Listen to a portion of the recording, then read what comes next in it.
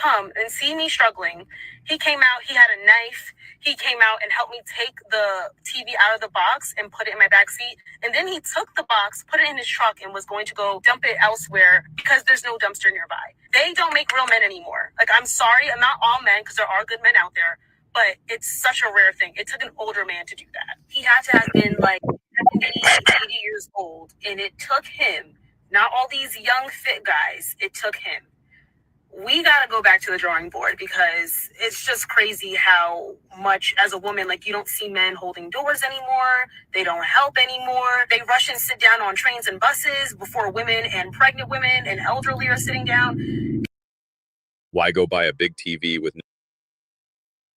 Now, before you say something, Hood, first, look, men, especially men of millennial Gen Z nature, see, that right there was a gaslight. You know what I'm saying? That right there was your epitome of a gaslight. You mean to tell me the same man, the old man that she was talking about that helped her, she would talk about that same man talking about back in the day, them dudes was oppressing. They ain't let them go outside. They ain't give them no money, all that stuff, right? But I find it funny that he's a good man and a real man when he produce a service that helps and benefits her. And I pass it. Well, that's really what it's about, right? That's how they see you as men anyway. You're a utility. And this is what I kind of start to realize when I was saying, like, love is gone and all that stuff. Because I think for a lot of women, they will like to encourage all of those sweet ideas in men. Like, women like to encourage romance from men, but women have no concept of romance to men, generally speaking, right? They're detached from the idea of, like, I don't know, service or whatever it is. I don't even know what that would look like in reverse, but it just seems to me that the idea of like men are just supposed to do for women and women are just supposed to exist. That's just how a lot of women see it. And what's happening now, though, is like a lot of men are just now no longer seeing women at all. Hood, see, a lot of people, I mean, and shout out to the education system here in this country, and especially Chicago public school system for the fools. Now, romance is derived from the so-called word Romans, right? And they was talking about and always posterize the Roman culture and a lifestyle, and they believed that when they was doing their so-called practices, they thought these men was just being the nicest. You would think, in retrospect, that the Roman man of yesteryear was the shit. You would think that he was on Don Juan de Marco, he was on all that, but guess what? Everything that we took from the Romans is actually a negative. Y'all women wasn't talking about, what happened to romance, chivalry, women first. Okay, jag off, you stupid chicks. The Roman men allowed women go out first because they didn't want to go and deal with the catastrophe outside. That's what women first come from. They'll literally let you go outside and get dealt with the elements, the animals, and everything before they'll go ahead and do it. You know what I'm saying? That's what the lady first come from. Also, chivalry. Chivalry started out as a military code. It's about how men I was getting treat to each other that. on the battlefield. I was getting to that. And what is chivalry? Who was attributed to chivalry? What particular person? Was it a knight? Yeah, knights, which means not even everybody gets that. That's for elites, right? So that's a whole other concept. But I want to actually play this last clip because I got to take this show mobile in a second, but I don't want to like close up the panel just yet. So I'm going to play this last clip before I switch things around. I know, do men not hold doors for women anymore? Is chivalry over? Because every single time I walk behind a man who is about to open a door, they walk themselves in and let the door hit me. So I just want to know, is chivalry dead? Like, are we not doing the thing where we open the door for the person behind us, like women included, because women can open the door for women and hold the door. We just like manners, like courtesy, like, I don't know what is happening to our society. Why do we no longer care about these little things? I'm the only one who is having doors hit me on the way in. And let me say this last thing, and then we're going to switch things around. Hey, who's sir? But can you hear me? Hold on 1 second. I can hear you. Let me get this off my chest real quick. I think the price of equality, and this is some cold-blooded shit, but it kind of got to be this way, right? the price of equality is ambivalence. So as a woman, your existence as a woman was automatically special for just being a woman. But now we've reached like peak equality, or even equality might be the wrong word. We've now hit a point of peak equity between men and women, where the price of this peak equity is ambivalence. And like, I genuinely don't care about certain things as much as I used to. Like, I talk about the Chris Brown thing. Like when it first happened, it's like, oh, Chris Brown, how could you do that? It's terrible. Oh my God, it's awful. And then you start to learn about how it happened. And then also in my own life, I experience more and I go through things too. And it's like, oh, I could totally understand Chris Brown and a bitch right now. Like you get to see the reality of it. And over time, I just build up a sense of ambivalence. Like, I just don't care. I understood why Ike Turner did it. I understand why Mr., who was actually the hero in The Color Purple, by the way, I understand why he did it. I understand why OJ did it. You know what I'm saying? A lot of things. Oh, I really understand why Ray Caruth did it. Oh my God, I really understand that now as a 38 going on 39-year-old man, bro. Whew. I understand now. May I say something? One part about chivalry that women don't understand is that chivalry acknowledges that you are lesser, right? You got to think chivalry was given to knights who were not only men, but they were trained to kill. Exactly. And in order to keep them humble from going into the town and acting like assholes, they were given a code of chivalry to, to keep, morale up and not to go around bullying everybody. Like there's even part of chivalry of what to do when you severely wounded an opponent, right? You're not supposed to like play around with or torture him. You're supposed to like end his suffering right away.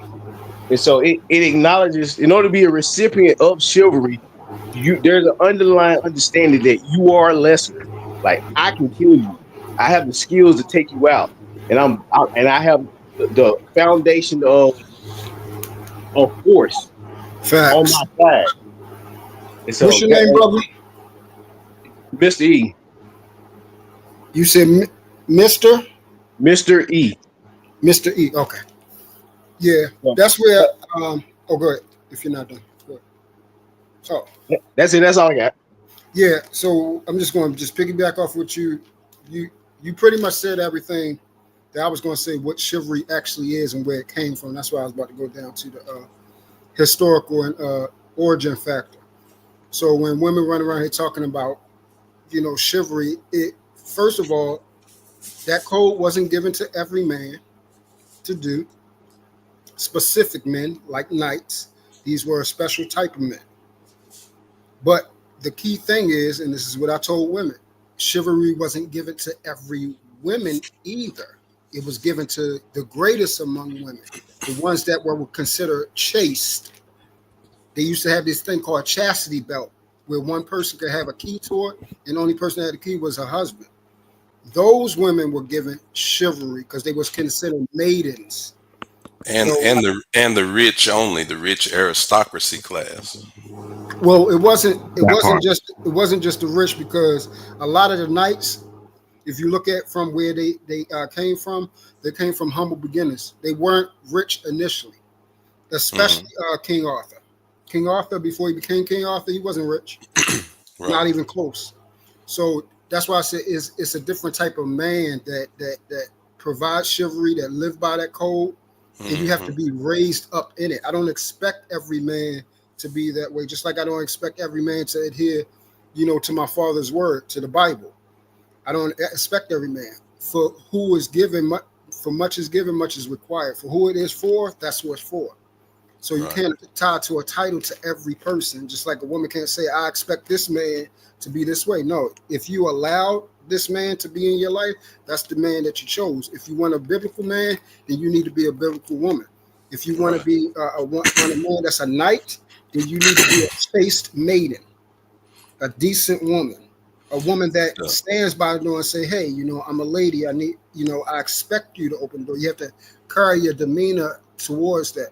Ain't nobody open the door to a woman running around the corner yelling, cussing, calling people bitches and shit like that. I damn sure ain't. with some blue hair and her booty out. Yeah, I know. I ain't opening, Snuffleupagus eyelashes, judging you using them judging eyes and whatnot. Yeah, yeah. exactly. Ain't I got ain't a open no accepting door for ring. no fool like that. No, hell no. I ain't open no door for no fool like that.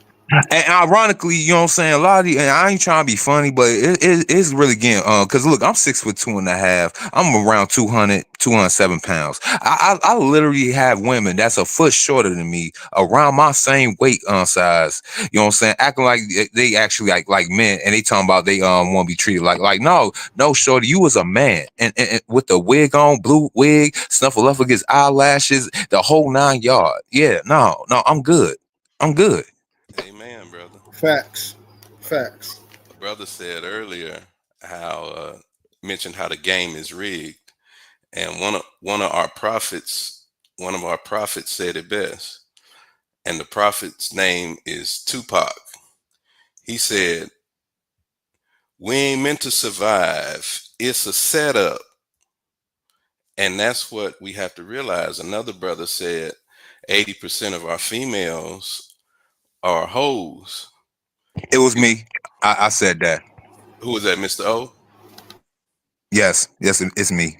Peace, good brother from Chicago. I know I recognize it. This is Elijah. What's up, Elijah? What's up, family? But it's not 80% of our females. It's more 99. Because like the brother said, he loved the Bible. Revelation 12:9 said, the devil tricked the whole world. And if you need proof, that's just why 90% of our sisters are fat. Who wants to marry that? What man wants to marry a fat woman? So, and 80% of the kids are by 15% of the males. And those 15% are the thugs, criminals, gangsters.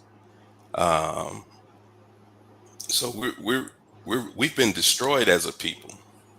And that's the starting Yeah, point. I had to raise my hand on that one, sir. But And continue. what? Go ahead. No, I rate when you Oh, went down yes, that sir. list. I'm a form of what you just was naming, sir. So just had to raise my hand just to be honest. But Yeah. continue. So like the prophet Tupac said, we ain't meant to survive. It's a setup. And so this is why brothers have to get their passport. That's the solution. Get the hell away from these females. In the devil's military, what's the punishment for desertion and turncoating and going to the other side? What's the It's punishment? called Well, Treason. supposedly, Yes, sir. yeah, it's called treason. What's the punishment? Death instantly. And that's what these females deserve, and that's why God is letting them be fat. He said he would let them be fat with fake hair in the Bible. So when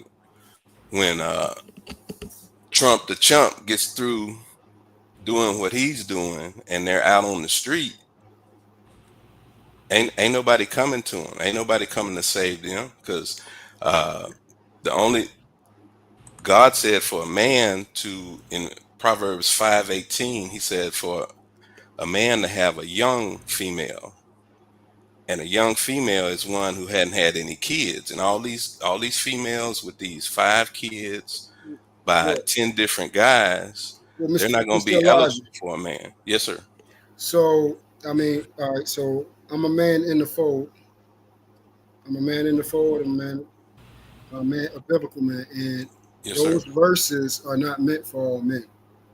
I just want to make that clear. That's What verse isn't meant for the all one men? that you're speaking about. Oh, yes, it is. It's universal, No, brother. no, sir. I'm the number 1 Bible scholar on this planet, sir. brother. That's universal. Sir, when A Solomon law. was speaking, that he wasn't talking to the face of the earth. Yes, he You will was. have to show me in that verse where he was claiming, because we can pull it up. None of Conservative is not trying to turn this into a Bible study class, gentlemen. I'm not trying. I'm not. Please forgive me. I know. I I'm not was trying- just thinking to myself, I Please leave for forgive me. 5 minutes and what's going on, No, man? I please- don't even know what y'all talking about right now. Listen, please forgive me, but if we bring up the Bible, we're going to have to make sure we get it. Like you want to pull it up. Well, you You right on that. Go ahead. If we don't want to do the Bible, let's Let me kinda straighten stay it out. off Let it. me You don't have straighten you it don't out. have to do the Bible. It's just economics, bro. It's three or more. It's three or more on the panel. So yeah, go ahead. I'll allow it. Well, Yeah. no. Let's try it this way, right? Because as much as I am a supporter of the faith, I'm not a church goer, and I'm not going I to get up agree. here and I agree. speak from that position. Bible So has I don't want to take that tone. But here's my general rationalization. As much as we live in a secular world right now, there is very much a logical principle behind all of the biblical ideas that you would like to see practiced in the world. And I've come to a point where I can actually logically explain in a secular manner why you should do the things that the Bible would ask you to do. So, like when we're talking about men and women, we've kind of operated under this assumption that women will just do right and men will just do right. But we're finding out that no, there are rules and there are order and there are presuppositions that you have to have in place in order for things to go a certain way. And this has nothing to do with whether or not you read it in the Bible. If you pay attention to order, things just work a certain way with people. Like the ways of success are few, but the ways of failure are many. And so you actually pay attention to how things are successful and you find out, well, yeah, it makes sense when the man has order over the family. It makes sense when the woman devotes most of her time and energy to the domestic front and the man makes most of his time and energy being successful in the world, right? Like things make sense in that way. And you don't necessarily have to just Bible thump to get there either. I agree, right. conservative. The problem with that is what you stated. Our original design, yes, that is how we supposed to be. We're supposed to be leaders of our own flock. We're supposed to be leaders of our home. We're supposed to be leaders of our community. We're supposed to be the men of the house. Women are supposed to be in respect, in submission to us. The problem with that is, once again, and that's why I don't want to go the biblical route, because that's something different right there. If we're just talking about regular, like we was talking about the Knight's Code, that's something we could talk about because that's dealing with the world. That's something that man created. Well, I don't think our problem is God. Our problem is man. No. Our biggest problem is God, who He is, and how we serve Him. That is, we got men up here. That is our problem because we do not serve Him how He says we should be served. No. In this way, and I think Brave. That's You the kind of problem, spoke to and it. that's why our women are actually In this way, against bro. this. In this way, I think when you say the problem is man, when Brave brought it up earlier, the way I do I agree didn't with his say point. problem is man. Let me make You my said whole that. point. Let me make my whole point. When I say the problem is man, the way Brave brought it up earlier, Mhm. what I'm getting at is the idea that no matter how much women do this, that, and the third, it's only on men to actually be responsible enough to do anything about it. And so what that requires is for men to see things differently now. So like I don't think we have to I don't think we're ever going to go back to the 40s and 50s, but we have to like move differently going into the future with the full knowledge of how women operate. And what that would ultimately mean is we got to change the rules of the system. So, like, especially black folk, we talking all this revolutionary stuff, but the revolution isn't really a race thing. It's like, it's low It's key a class religious, but it's thing. really about it's a class and gender thing. Well, we Hey, Because can't. like Right. So feminism, in a lot of ways, feminism is like a class war against the lower classes. so Well, we can't conservative. change. I agree. I agree with that. So We can, if as we have 7 men up here. So individualistically, we're us 7. We're not changing no laws. The one thing we can do though is individually, the things that we can control is ourselves. So we individually, if I don't know how many men up here have children, I have 3. I have a daughter and 2 sons. What we can do is start becoming great men and producing a better product of children. So my daughter can actually be a chaste woman. My son can actually be a biblical God-fearing man. So that we can start trending in a better way. We in the last days, old boy. Hey, that sound good, but we in the last days. Hey, I mean, listen, hey, my brother, it does not if you sound read the sexy, but Bible, that's the only way out, if you bro. It read the doesn't Bible, sound good, but that is the if you only read way the out. Bible, You got to if you really read the Bible, buckle down brother, and do the work. before when the time comes, it's not for a while. We're going to be probably off this earth for about a total of 600 years when it finally ends. I mean, who knows when the last days come? That's not really a practical conversation. It's going to be Look, plenty. Just let me finish what I was addressing what he was saying. He cut me off. He said something about we're in the last days. If you have children and you don't want to raise them to be right, then you're part of the fucking problem. Your parents created you, and then now you creating fucked up people out here to deal with. The ones out here, I'm only going for you, but I'm pretty sure the rest of these brother, conservative, has a daughter. I'm pretty sure he is worried about her future as well. That he wouldn't want my fucked up son, if I create one, dealing with her. He gonna say, man, take your punk ass somewhere else with your punk ass daddy. If I raised a fucked up child. So if you're not willing to be out here part of the solution, which is raising decent people for our community, then you're part of the daggone problem. well, I think one other thing is going to have to happen is men are going to have a lot more empathy, like I was saying earlier. That's going to be the biggest change coming up. Is men are going to stop caring, generally speaking, about like women and their petty issues. Yeah, you have to resist the testosterone. But let me ask. But the thing is, though, you can raise your daughter the right way. You can show her all the steps. But if you do something as simple as send her off to college, she can come back, with green and purple hair, and have her head down. My brother. Okay, so do you have a daughter? I have 2 daughters. You have 2 daughters? Were you married to their mom?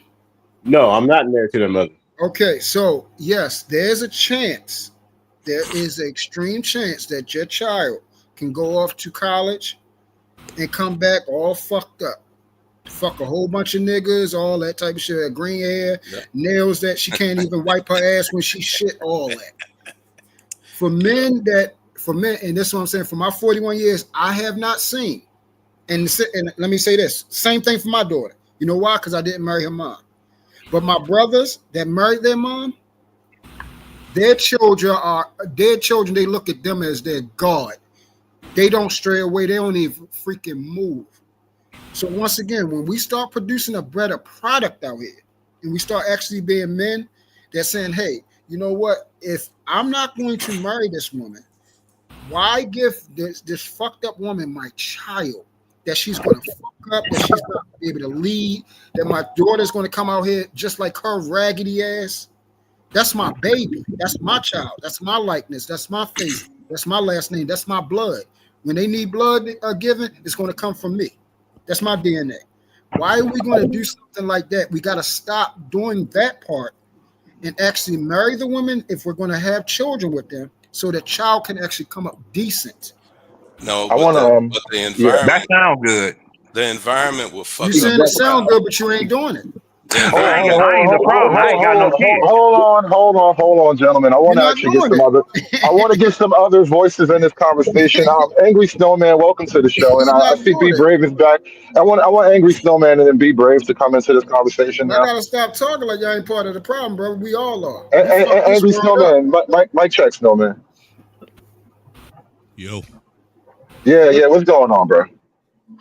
Not much, man. I was sitting here trying to brush my daughter's hair, that way she'd be a virtuous and chaste woman.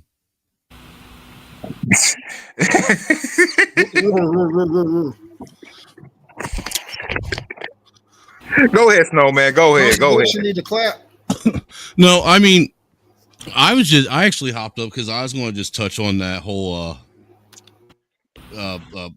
comment you guys were having about chivalry and stuff. And even though the whole, I mean, I heard the argument that, chivalry was something that you guys all believe that was more so for the, the ruling elite class, but I don't agree.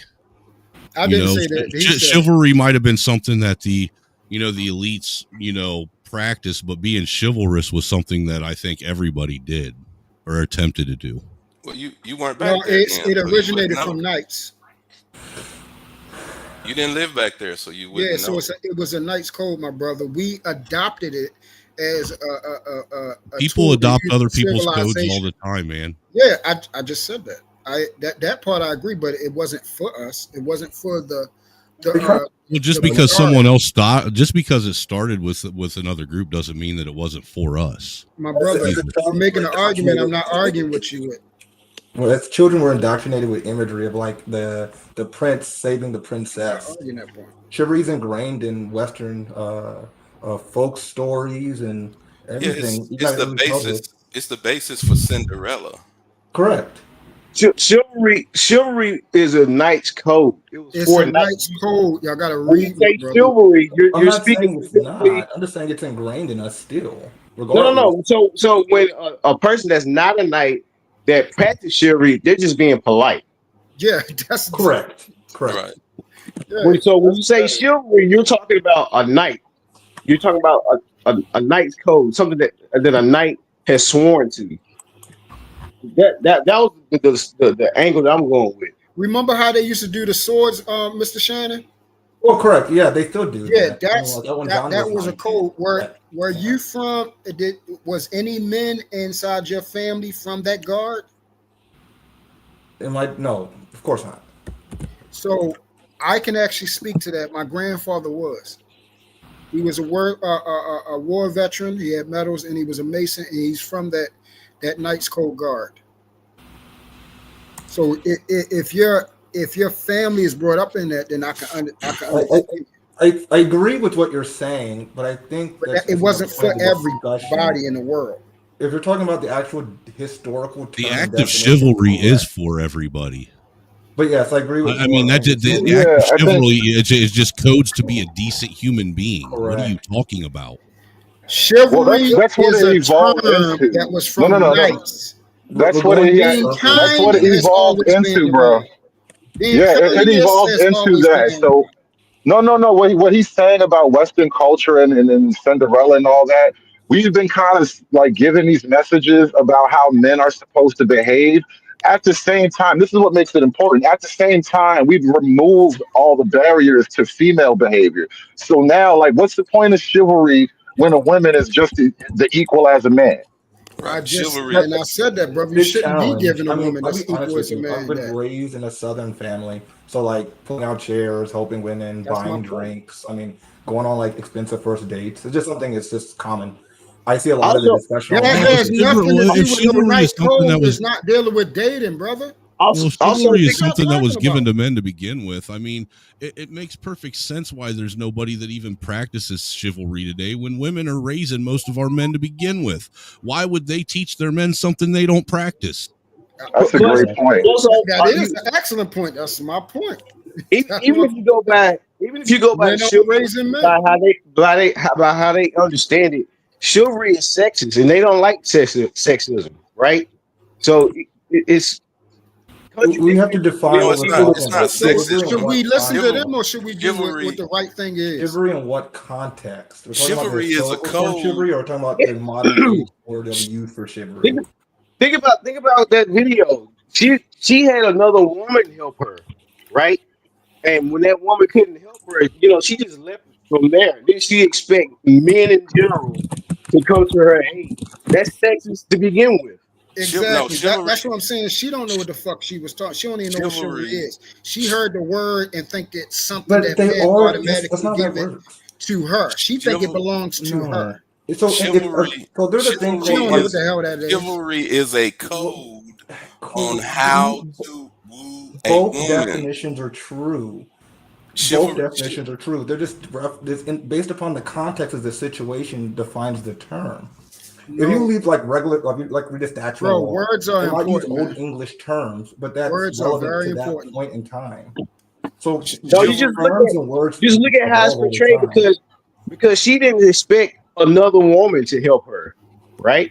She had a woman that helped her, and her charge was against men. Like all these young men wouldn't help me. She didn't say all these young people, all these young women, no man or woman. She expected a random man, to help her in her situation. That's sexist to begin with. That's sexism right there. And you know how much No, that's not sexist. Huh? Chivalry is a code for a man to. We said that. You're not letting me finish. You're going off. You're going off. You're not letting me finish. Let me finish. Chivalry is a code on how a male woos a woman, which will eventually lead to marriage. In this day and time, females do not want to be wooed. Oh my God. Oh, That's your God, still- what? You said male to woman. That's sexist, bro. That's not sexist. Who told? Where did you get that from, my brother, Mr. Elijah? Where'd I get what from? What you just said, your statement. I'm a relationship coach. And I'm sure that's your title. I'm saying, where could I look that up? What you just said.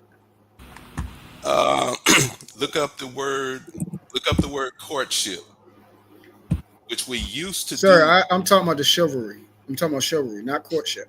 Chivalry is a form of courtship. No, I know it what is you're not. talking about. My ears work perfectly fine, sir.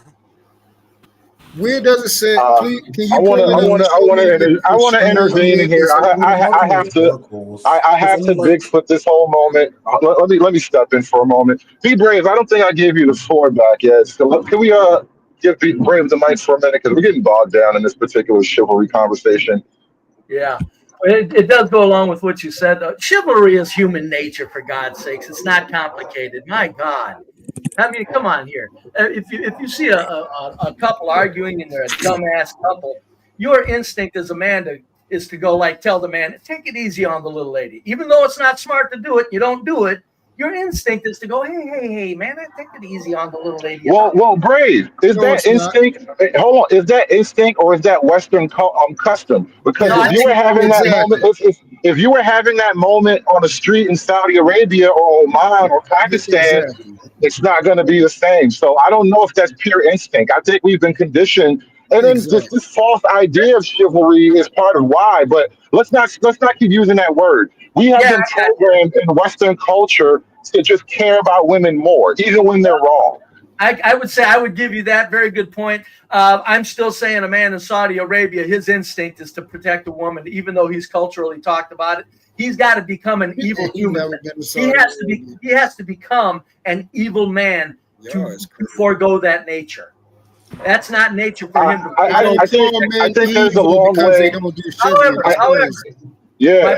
I think there's a long way from there to evil, Brave. There's a lot of distance between that point and evil. Well, I think if you sit there and you're so against women that you don't care anything about them as the weaker sex, I wouldn't call you okay. Because evil what you're talking about is not chivalry. It's courteous. I mean, I don't care. I mean, yeah. We got a lot of people talking. We got to let them have the floor. Let's not interject so much. Brave, would you consider apathy evil? No, that's what I just was going to say. Probably the use of the word evil was a bit overstated, but it's still borderline, because you got to be half crazy not to want to protect the weaker sex. Something's wrong with you. My point. But earlier you said women have too many freedoms, and I'm going, what? We're in a place now. We do not have cultural protection of masculinity. That's over. So now it's up to the individual men to be men. If men caught on to that and acted accordingly, it would be a better society. Correct. Simply because women would understand their place even more. Before, women felt threatened into their place. If men would grab a hold of their true nature and say, look, woman, I know we're either having fun, it's a business deal, we might get serious. If a man would just keep track of his own behalf, and the women fall in line with him, they're naturally falling in line with him. That's better than being forced to fall. But hold on. I don't necessarily say forced, because what I'm describing isn't necessarily a plan. It's just what I see. Apathy is what's happening. Apathy is what will happen to force that into play. Like, it's not going to be direct force, but all right, so when we talk about the streets in Pakistan, if a man is yelling at a woman, another man isn't necessarily going to intervene because you're yelling at a woman. What happens when that spirit takes over in America? When you're as a woman, if you're in the street and you're having a moment with a guy, and then nobody comes to intervene because it's a woman in trouble, That's the only kind of change that can actually move the needle in the direction you want to go. Because otherwise, how else do you get there? He was talking about back in the I day. tell you what, if men really grabbed a hold of and said, okay, I don't need culture to protect my masculinity. I'm a male. As a human, Yes. I'm a male. Okay, so if they actually did that in numbers, you're correct. Things could get real ugly before they get better, conservative. But the point is it's still a matter of the fact that women are getting away with something right now that's unnatural because of men shutting up. Yes. And Yes. so what I'm saying is, what freedoms do you don't need to take freedoms away from women. Men just need to go, you know what? You're free. Guess what? These are my rules. These are what I feel as a man. This is the way it's going to be in my world. Or thank you. Have a good day. Men are afraid to do that. It's too simple. And if women see that in much larger numbers, women would catch on to it and say, you know what? These men aren't playing anymore. To hell with nonsense of politics. And it would get back to the natural thing, because where women were forced to behave was still done accordingly somewhat to nature. So now that they're no longer forced to behave, nature is still there, is my point. Come on, man. The collective product of what you're describing is the eventual loss of privileges or freedoms or whatever you want to call it. That's the collective product of what you just described. No, it's not. No. How is it not? What freedoms are you talking about taking away, pray tell? Well, I'm not even talking about outside of something like restricting the health. Look, the abortion is an obvious issue. But really, when it comes to like things like if you look up right now scholarships for women, the government doesn't have any scholarships for young men. Not one dedicated to men specifically, but there are myriad scholarships for women. So when we start taking men's money collectively to prop women up as a class, that's the changes that I'm talking about. That has nothing to do with biology. That's discrimination. It doesn't, and it's all policy. That's not giving them a freedom. That's not giving them a freedom. That's discrimination. I still need to know what freedoms you want to take away. Exactly. Well, how is it discrimination to actually remove government support? How about nobody get a scholarship if his own girls are going to get one? That's crazy. No. If the discrimination, if men aren't going to get it equal, that's the discrimination. Yeah, he's saying on their part. Yeah, that's what I'm saying. I'm not saying that take it away. I'm saying if they're not going to give men the scholarship, the same. That's discrimination. Yeah, that's not the woman getting the freedom. Right. See what? Yeah, it has nothing to do with the freedoms, though. But that literally constitutes their quote freedoms, because most of it is economic, and so we built an artificial path to economic freedom for women is what I'm trying to describe. So yeah, women can be in the workplace, but let's not put a thumb on the scale so that you can have however many women is the quota for a workplace, right? No workplace quotas, no DEI initiatives, none of that stuff. So how would they put us in all it takes is one woman to disrupt the productivity of a workplace. Discrimination or freedom. Conservative, you're talking about discrimination. Yeah, how would that put us in a good place, conservative? Can you tell me that? The fact that you're framing it as discrimination. My fault, brother. I was talking about conservative. No, I got you. No, it puts us in a bad place as men, because what I'm pointing out. No, not a bad place. I said, how would that? If we do that, right? Take that stuff away. Diversity, what is it? Diversity, equity, and inclusion. I think it's something like that. If we take all that stuff away, DEI, you was right. DEI. Yeah, let's say we take it back to when they couldn't get anything except if they were married. Let's say we take it back to that. How then will that help us now? We're talking about just that one part. Whoa. Y'all do realize that the reason why we talking about just that one part. I'm conservative. Let me answer.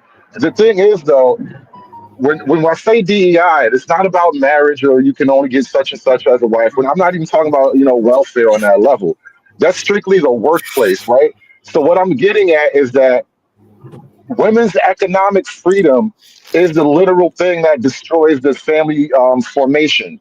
The fact that they're off going to school, the fact that they're getting filling into the workplace. So if we start removing the government pushing government is nudging women with all the free money into the workforce, into the school system. So instead of doing that, they will The have money ain't free they though, will, hood.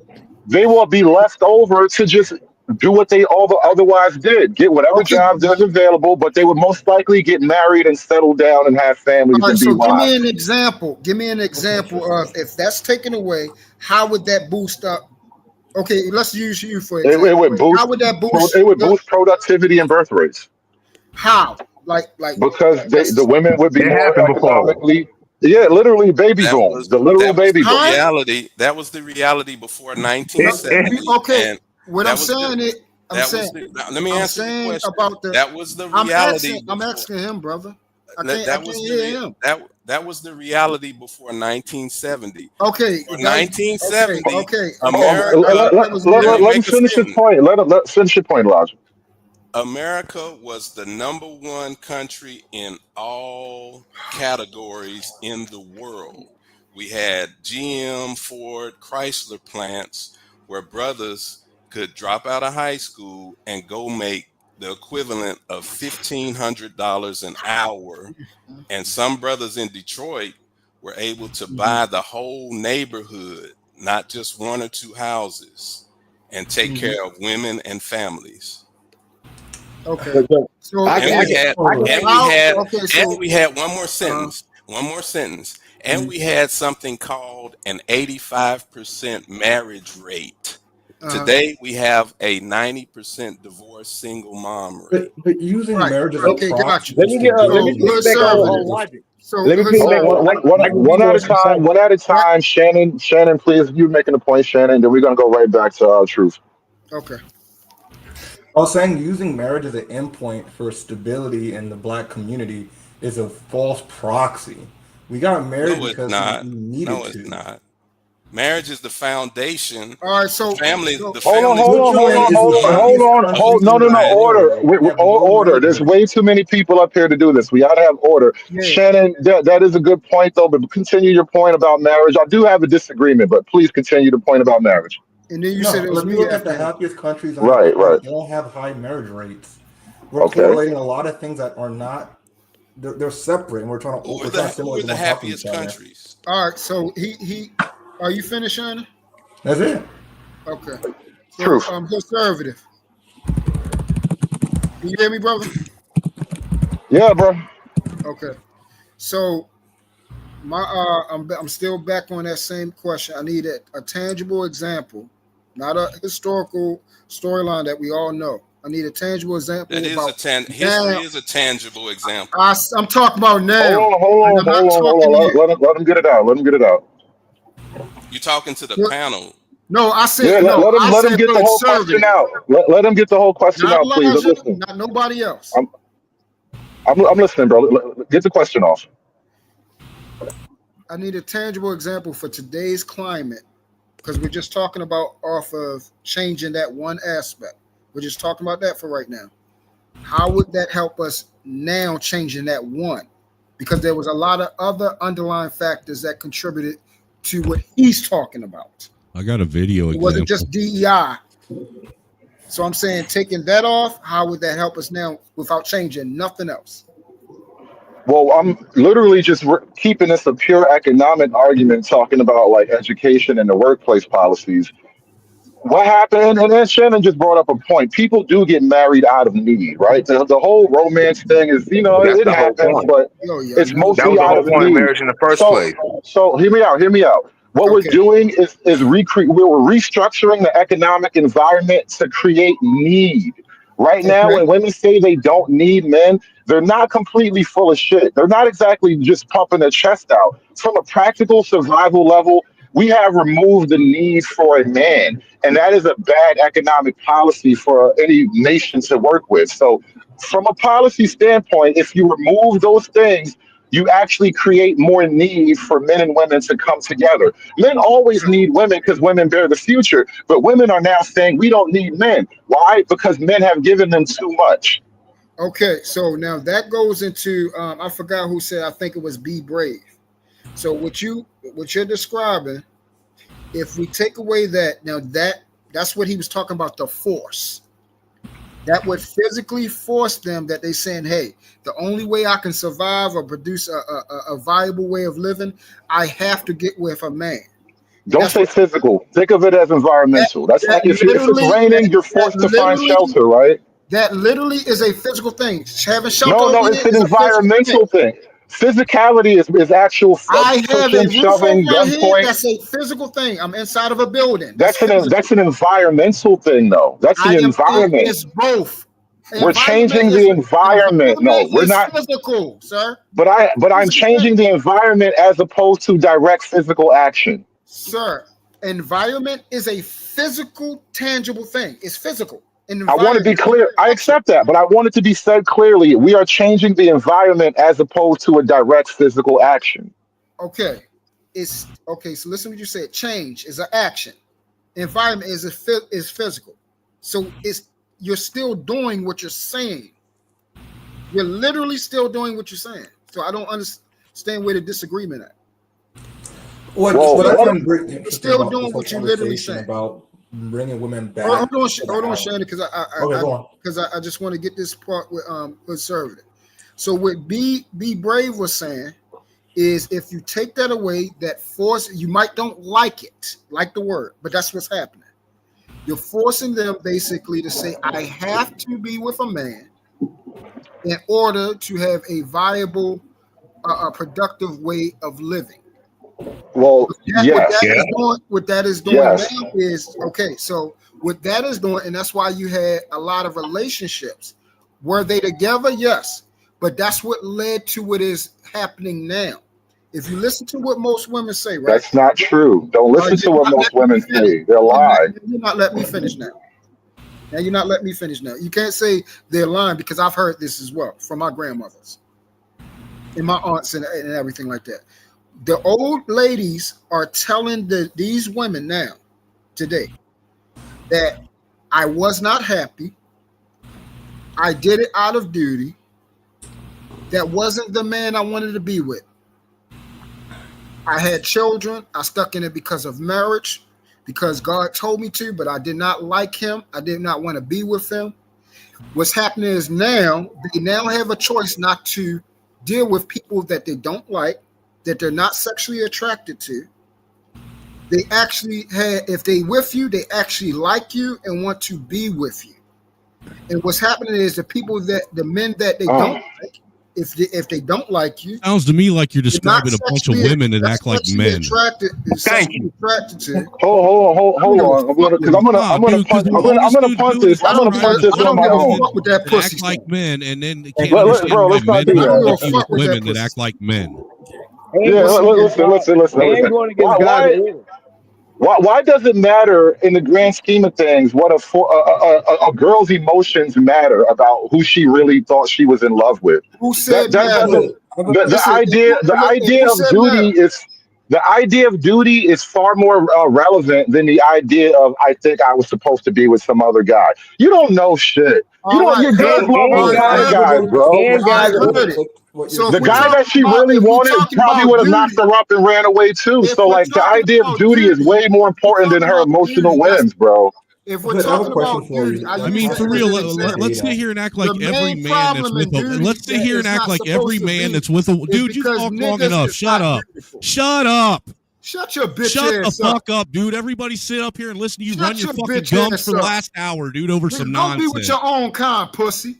Be with your own kind, pussy. I am amongst my own kind. Go be with your own kind. Obviously, you're not, because you aren't saying anything in relation to anything anyone else is saying. You're the odd one out. Get your ass. All right. My question is purely this, and this should be really short. So you're saying that there'll be an economic punk ass niggas get on here talking crazy. My question is purely punk ass crackers coming up here talking crazy like that. What do you think I am? You gangsta motherfucker? Bitch ass. You a gangsta motherfucker? I'm loving it. I'm loving it.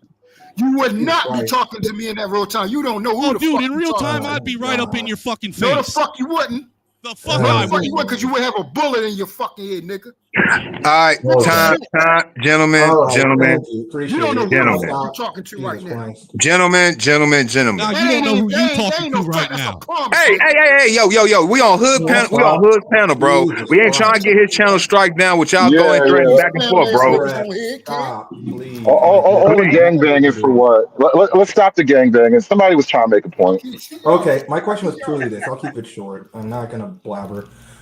So you're saying there would be an economic need for women to get back with men, but from what I've seen statistically and my lived experience, the more educated women get, the more likely they are to get married. No, that's not true. Stay married. That's No, not true either. 80% of women file for divorce, and 90% we're not of them talking are about educated divorce women. per Right, because that was se. the I'm point talking I was about trying getting to make married. earlier. The Let's sit marriage here rate and act like significantly every man increased that's once ever you get a been certain married level or of is married is education. happy with his wife. Whoa, one Ironically, at a time. ironically, the opposite. One at a time. One at a Go ahead. time. Way too many Right. people on the mic. You're right. Shannon, you were talking.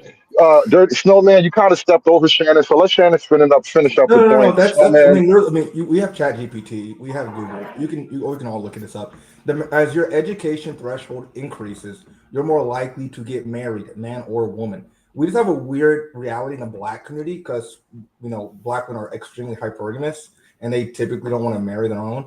But in most communities, the ring before spring is a real phenomenon. So it's not the education. It's just the discourse between getting with someone who you well, seem to be less than. So I don't I think think getting. Oh, go on. That's my point. I think with women, with black women, because we're talking about an economic thing too at that point, because it's like welfare in the ghetto and the projects. Uh huh.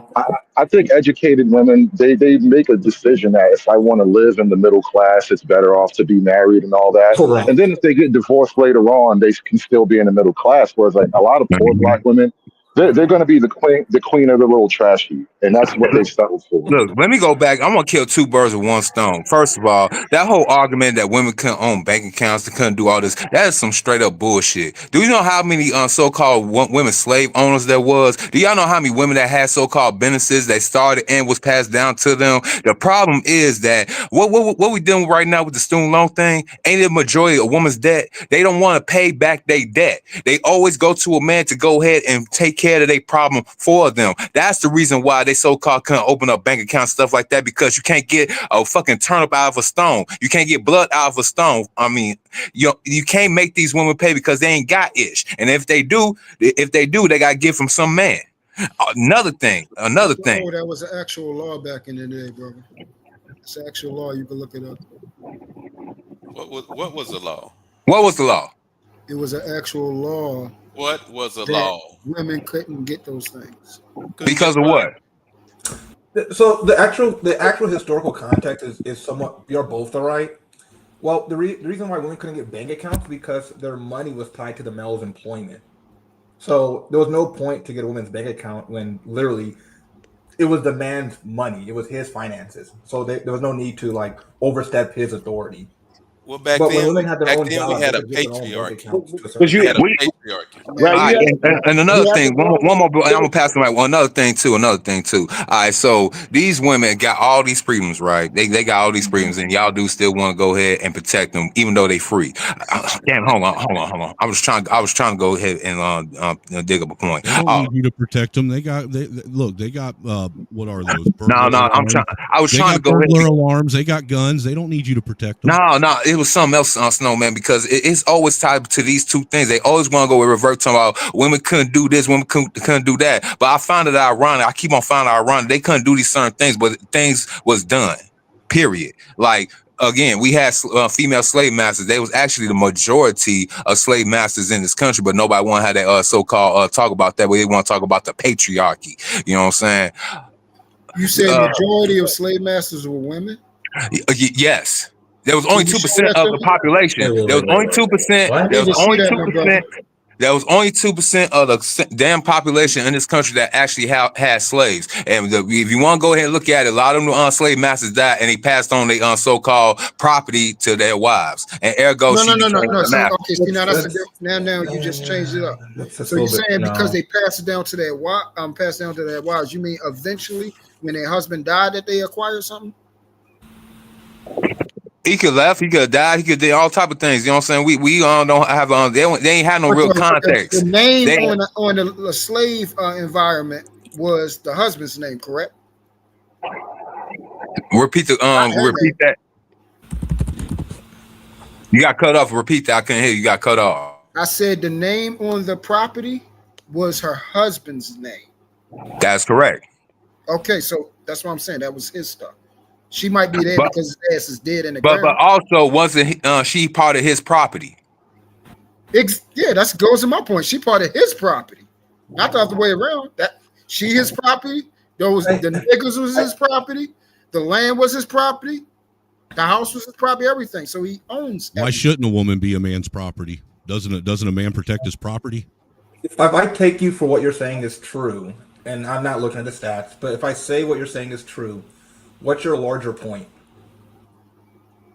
Oh, that's what I wanted to say. Literally in the Oxford Dictionary, not to mess it up. Literally in the Oxford Dictionary, before they took it out, a wife was an uneducated woman. But then now I'm gonna go back to the slavery context. So Okay.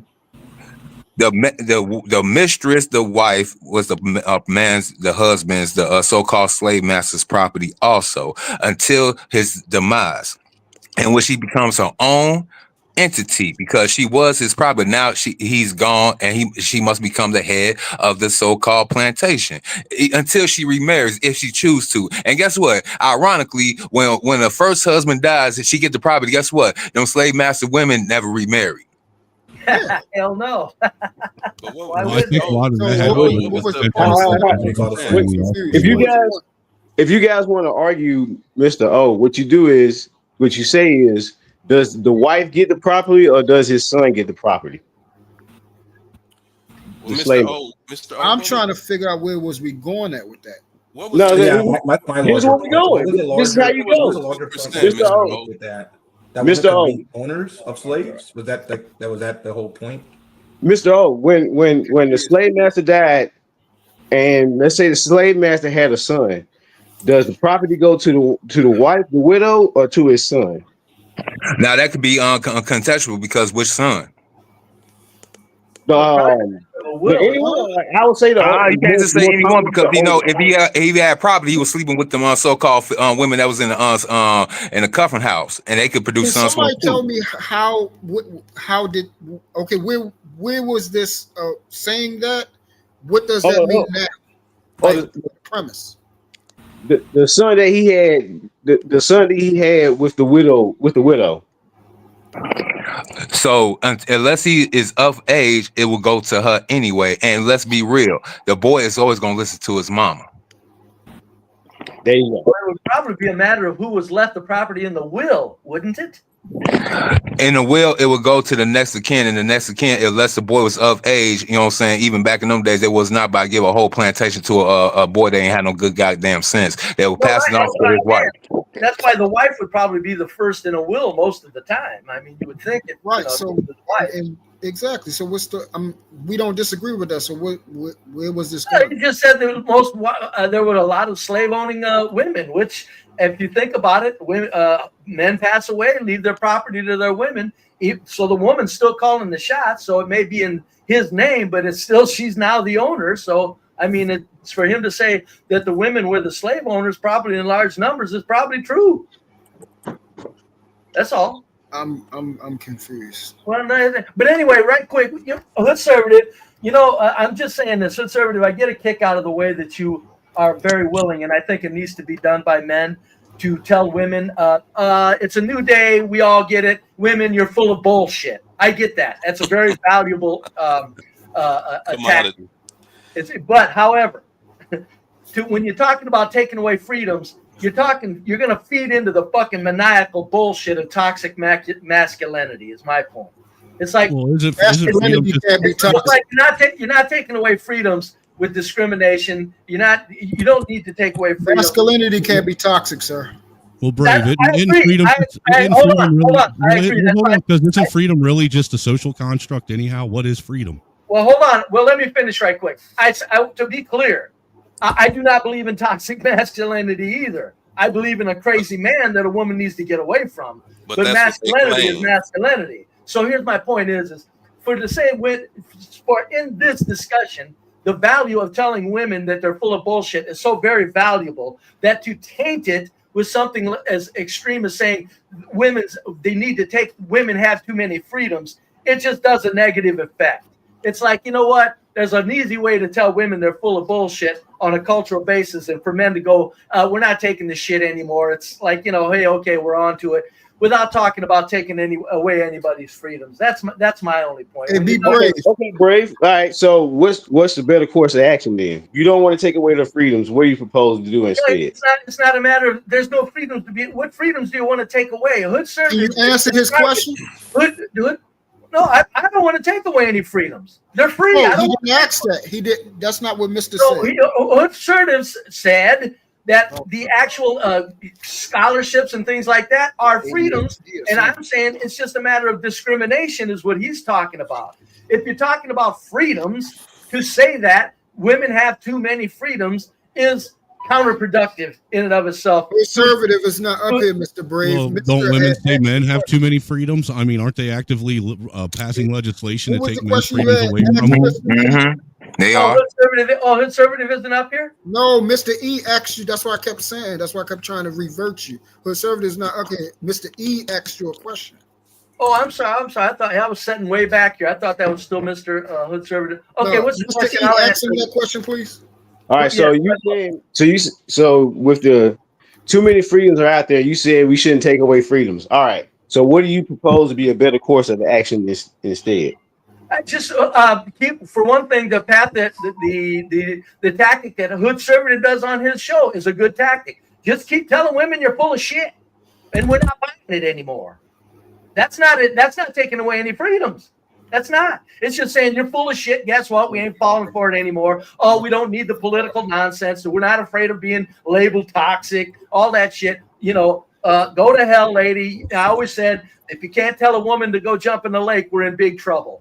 That's what we need to do. Just tell them, oh, shut up, go jump in the lake. You're being silly. Those are just Hey, Mr. E, you still there, brother? Yeah, I'm still here.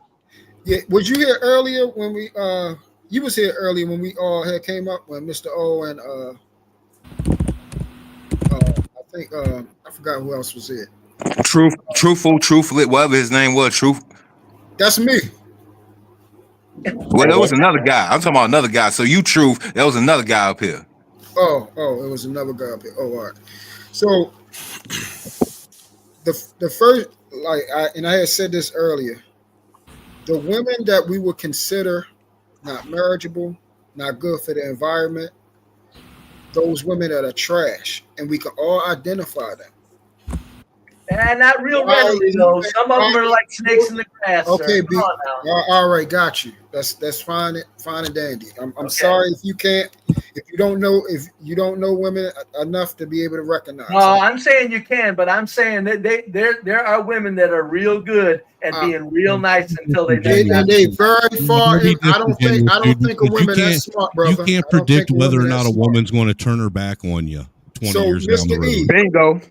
Mr. E, I would suggest the women that, like I said, the women that are clear to see, the people that ain't stupid. It's a lot of people out here that's dumb as fuck. If you can clearly see that she got on fucking blue hair, nails, she running around person, don't have no fucking morals, values, anything of that sort, you can see she's not a woman, wife, nor fucking. Oh, that's mother. very true. Very true. There are neon signs. Do not fucking bother with that trash. That's the easiest solution to start with. Yes, she got the magic city outfit on. To start with, you can use that one, Mr. E. What's happening is if you talk to majority of men, they don't want to at least start with that. Nope, you're correct. Bothering with trash. That's why I said earlier, men are now pumped in large numbers.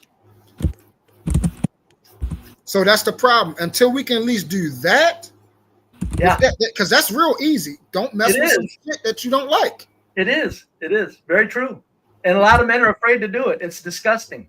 But that's manhood training. That's that's that. No, that's not that man. horny water. That's what that is. Ignorant. That's that horny That's water. ignorance. That's But stupid. That's right. That's How many of you guys up here are that's married? Thank that's you, fucked thank you up. for making my point for me. Stupid and ignorance comes from no I'm curious. manhood How many of you training. guys up here are married? but I'm not hearing the Speaking of fundamental. It's just like one gentleman said earlier. A woman can, you don't know what the woman will be 20 years from now. Like she can easily flip the entire script on you. You know, especially now we have laws on the books where if you marry her and you stay with her for 10 years, she's entitled to alimony. She can just fake the funk for 10 years just to get your alimony and then dip out. Mr. E, that was my point. I mean, it is. Why It is be true, it's with hard to- why be with a woman that you know that does not like you? Well, marriage is over People with in change America over anyway. time, but that's That's the problem, Mr. E. Majority of us, we would know the woman don't like us. We would know she's only going out with us just to get some goddamn money. But just because how good she look, just because she can fuck good or we want her around and all that type of shit, we would go by knowing damn well that woman don't like us. We know it. So like I do agree. know that with woman the don't sentiments fucking in the like you, conversation. It is hard to find someone you can see yourself being with long term. I would love to be married. I may call me weak for that, but the problem trying to get married in today's climate is that it's hard to find a wife, and I think we all agree with that, right? It's But I always think- been hard to find a wife, brother. That's Well, why it it says in hadn't the always Bible. been hard. I Who think, can I find think her? there's a missing Who can find component. that type of It's hard to maintain a wife as well. It's not That just is hard true to as find her. well. It's Yeah. hard to maintain her. When she's incentivized to disrupt your family, to disintegrate your family, I mean, it's hard to maintain that. When there's an obviously, you had lady, what's her name, Susie Osmond, whatever, giving advice to a woman to tough it out for another 3 years so she can get alimony when she That's finally wild. divorces her husband. Come on, Yeah, bro. I think that. Hey, I Mr. see that. Shannon, Mr. Shannon, you know what a Yes, lot of sir. us, and even and that's why I say us because I did this too. Okay. When we go into relationships, we're not intentional. We do a lot of things that produce temporary pleasure, satisfaction, relationship. We know it's going to end. You can see that it has. You can see that it has a shelf life. You can see, hey, I'm not. This woman is not going to be a wife. Yeah, carnal minded. If you want to use that, you can see that she's not a wife. She's not a mother. And if you know what type of man, if you're a man that is a man, a husband, and a father, you're raised that way. You want that. As a man, you should automatically say, hey, this has a shelf life. It's not going nowhere. Oh, no, You're no, not going to be able to change her I just avoid it into what you want. You got to find a woman that is I totally that. agree with you. I mean, I don't know. I'm in circles. I'm curious where everyone lives, but I'm in Silicon Valley. So, like, you meet a lot of hyper-educated people: Berkeley, Stanford, UCLA, USC. And the thing is that it's just very common that most people in our community just don't want to be married. They want to be the high-paid corporate executive, and I think that's great.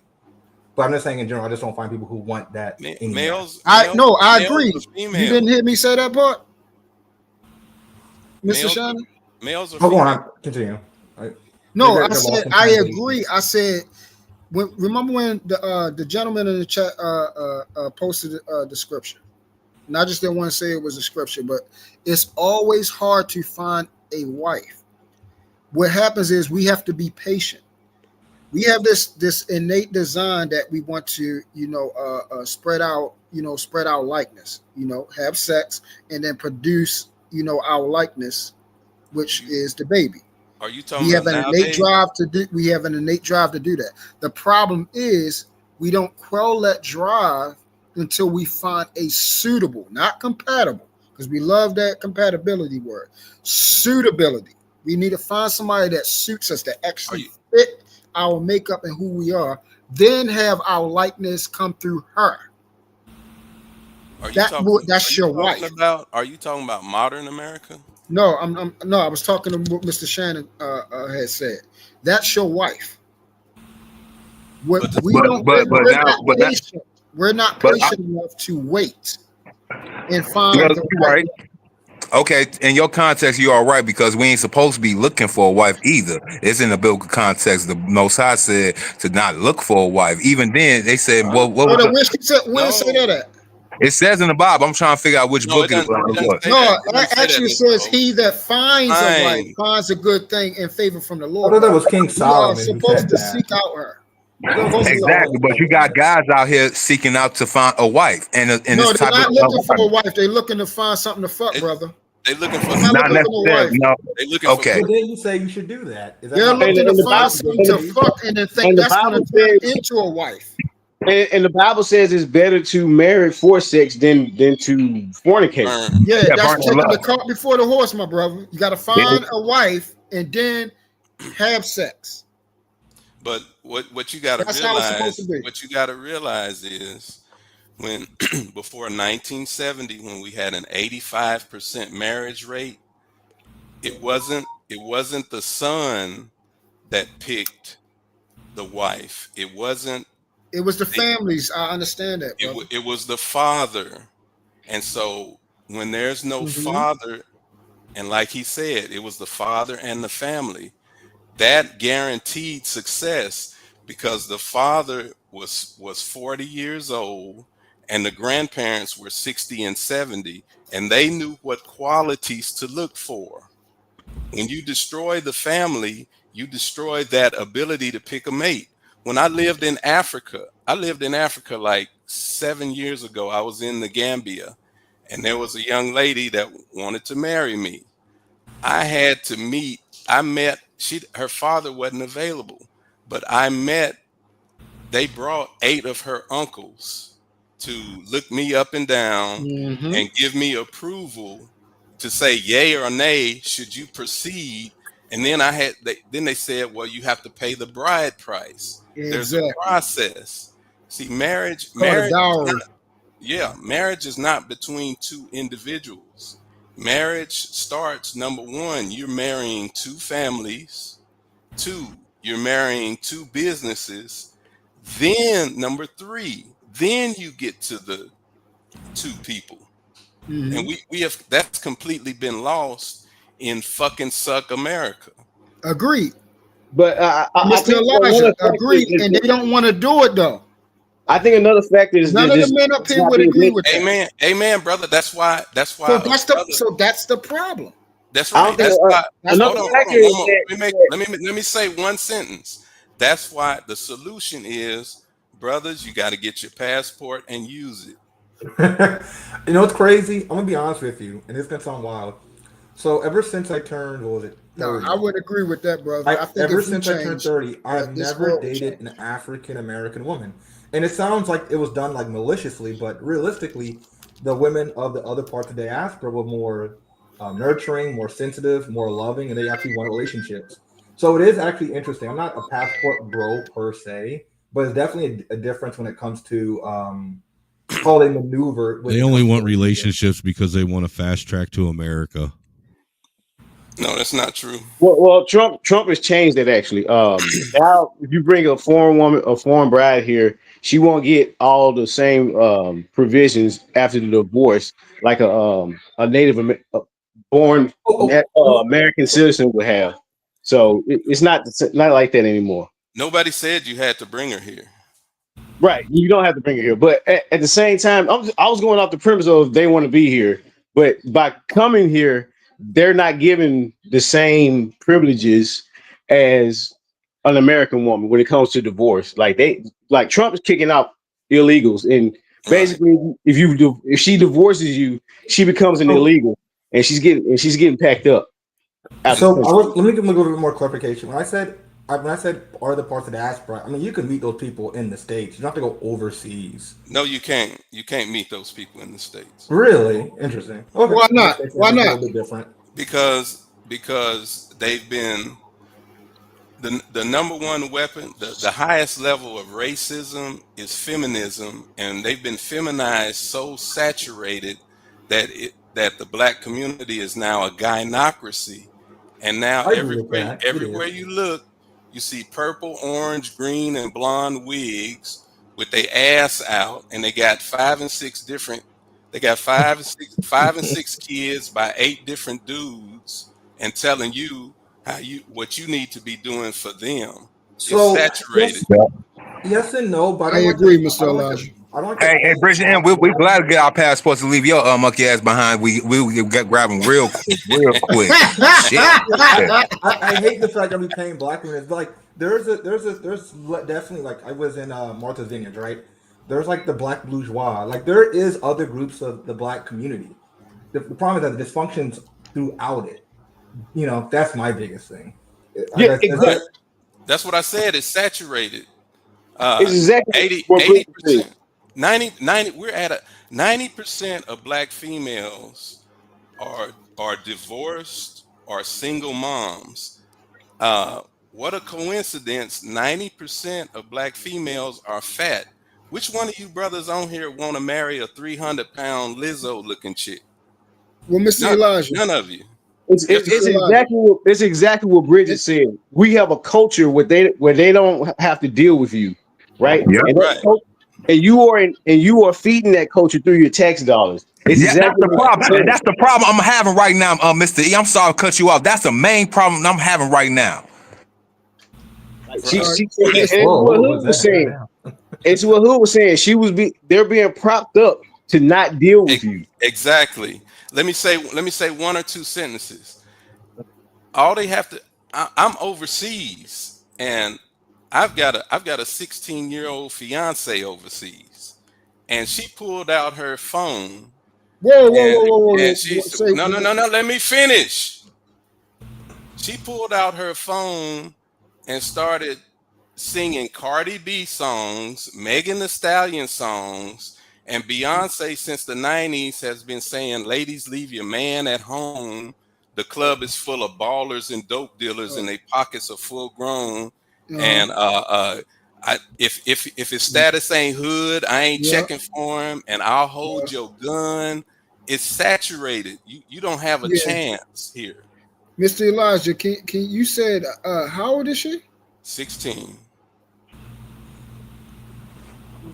Why would you deal with a 16-year-old, my brother? Because there's a guy named God in the Bible that says, "Get you a young woman." She's like 5'10". 5'10". Let me finish. I think the key word there is woman, not child. Let me finish. The key word is woman, not That's get you a young child. That's not a child. That's not a child. That's not a child. I can't co-sign that. Your mind is too feminized. No, that's not. That's why you went overseas. Okay, what did I just stumble back into? The views of Elijah, not the views of Mr. O on his channel. What did we just stumble into here? Did I come back at the worst time? You came back probably at the best time, dude. Somebody just admitted that they got a 16-year-old fiance on your panel. Yeah, yo, you were fucking tripping, bro. You talking about God? Feminized. Don't say your passport. You talking about God and you got a 16-year-old fiance? Tell me you're at least like you're 16 or 17, right? Yeah. 18, 19. No, man. Yep. Nah. Nah. Hey, hood conservative, I gotta go, bro, because I don't want to fuck. Okay. Oh. Well, yeah. I don't think you're gonna get a lot of cover over here, bro. I mean, yeah. It's kind of hard to see the way that should go. Like, why? Oh man, how the fuck did we wind up here? I leave you niggas alone for 5 minutes. Hey, you know what? I played nice and kept my mouth shut, dude, like you asked. I did not Chicago the panel. Not one time since you've been gone. I have not Chicago the panel, so you can't blame me. Wow. Did nothing happen? Well, no, it's an uncomfortable revelation. 16 is a bit too young to be being betrothed to a grown man. No, it's not. No, it's not. I'm not. Some other comfortable Western standard, it probably is. Y'all been American brainwashed since the 80s. That females would get married at 13 and 14. That is a historical reality, but you know, history that's produces. The Is it legal future in comes her from country? the future comes from history. Well, Elijah, is it yes, but at legal the in her same country? time, we don't do everything we ever used to do either. Even if we had to do it that way because that's all we We're could not do. talking about everything. Yeah, okay. Y'all been too Americanized. No, I'm not. I'm just not cool with some 30-year-old dude trying to marry my 16-year-old daughter. Yeah, you're gonna trigger some people, but I know in certain countries Yeah, it's I legal. mean, he ain't wrong though, but I mean, we in the modern. I'm talking about now in the 2025 era, not 1925 era. I mean, I get what you're saying, but back in the day, that used to be the setup though, Angry Snowman. But that was back in the day again, with the thoughts and Yeah, views. back in the Everybody day, on the back in the day, panel we just used to take over people the that looked info. like you and put them in chains and then out in the fucking a cotton field or a Oh tobacco. God, I hate when everybody relates everything to slavery.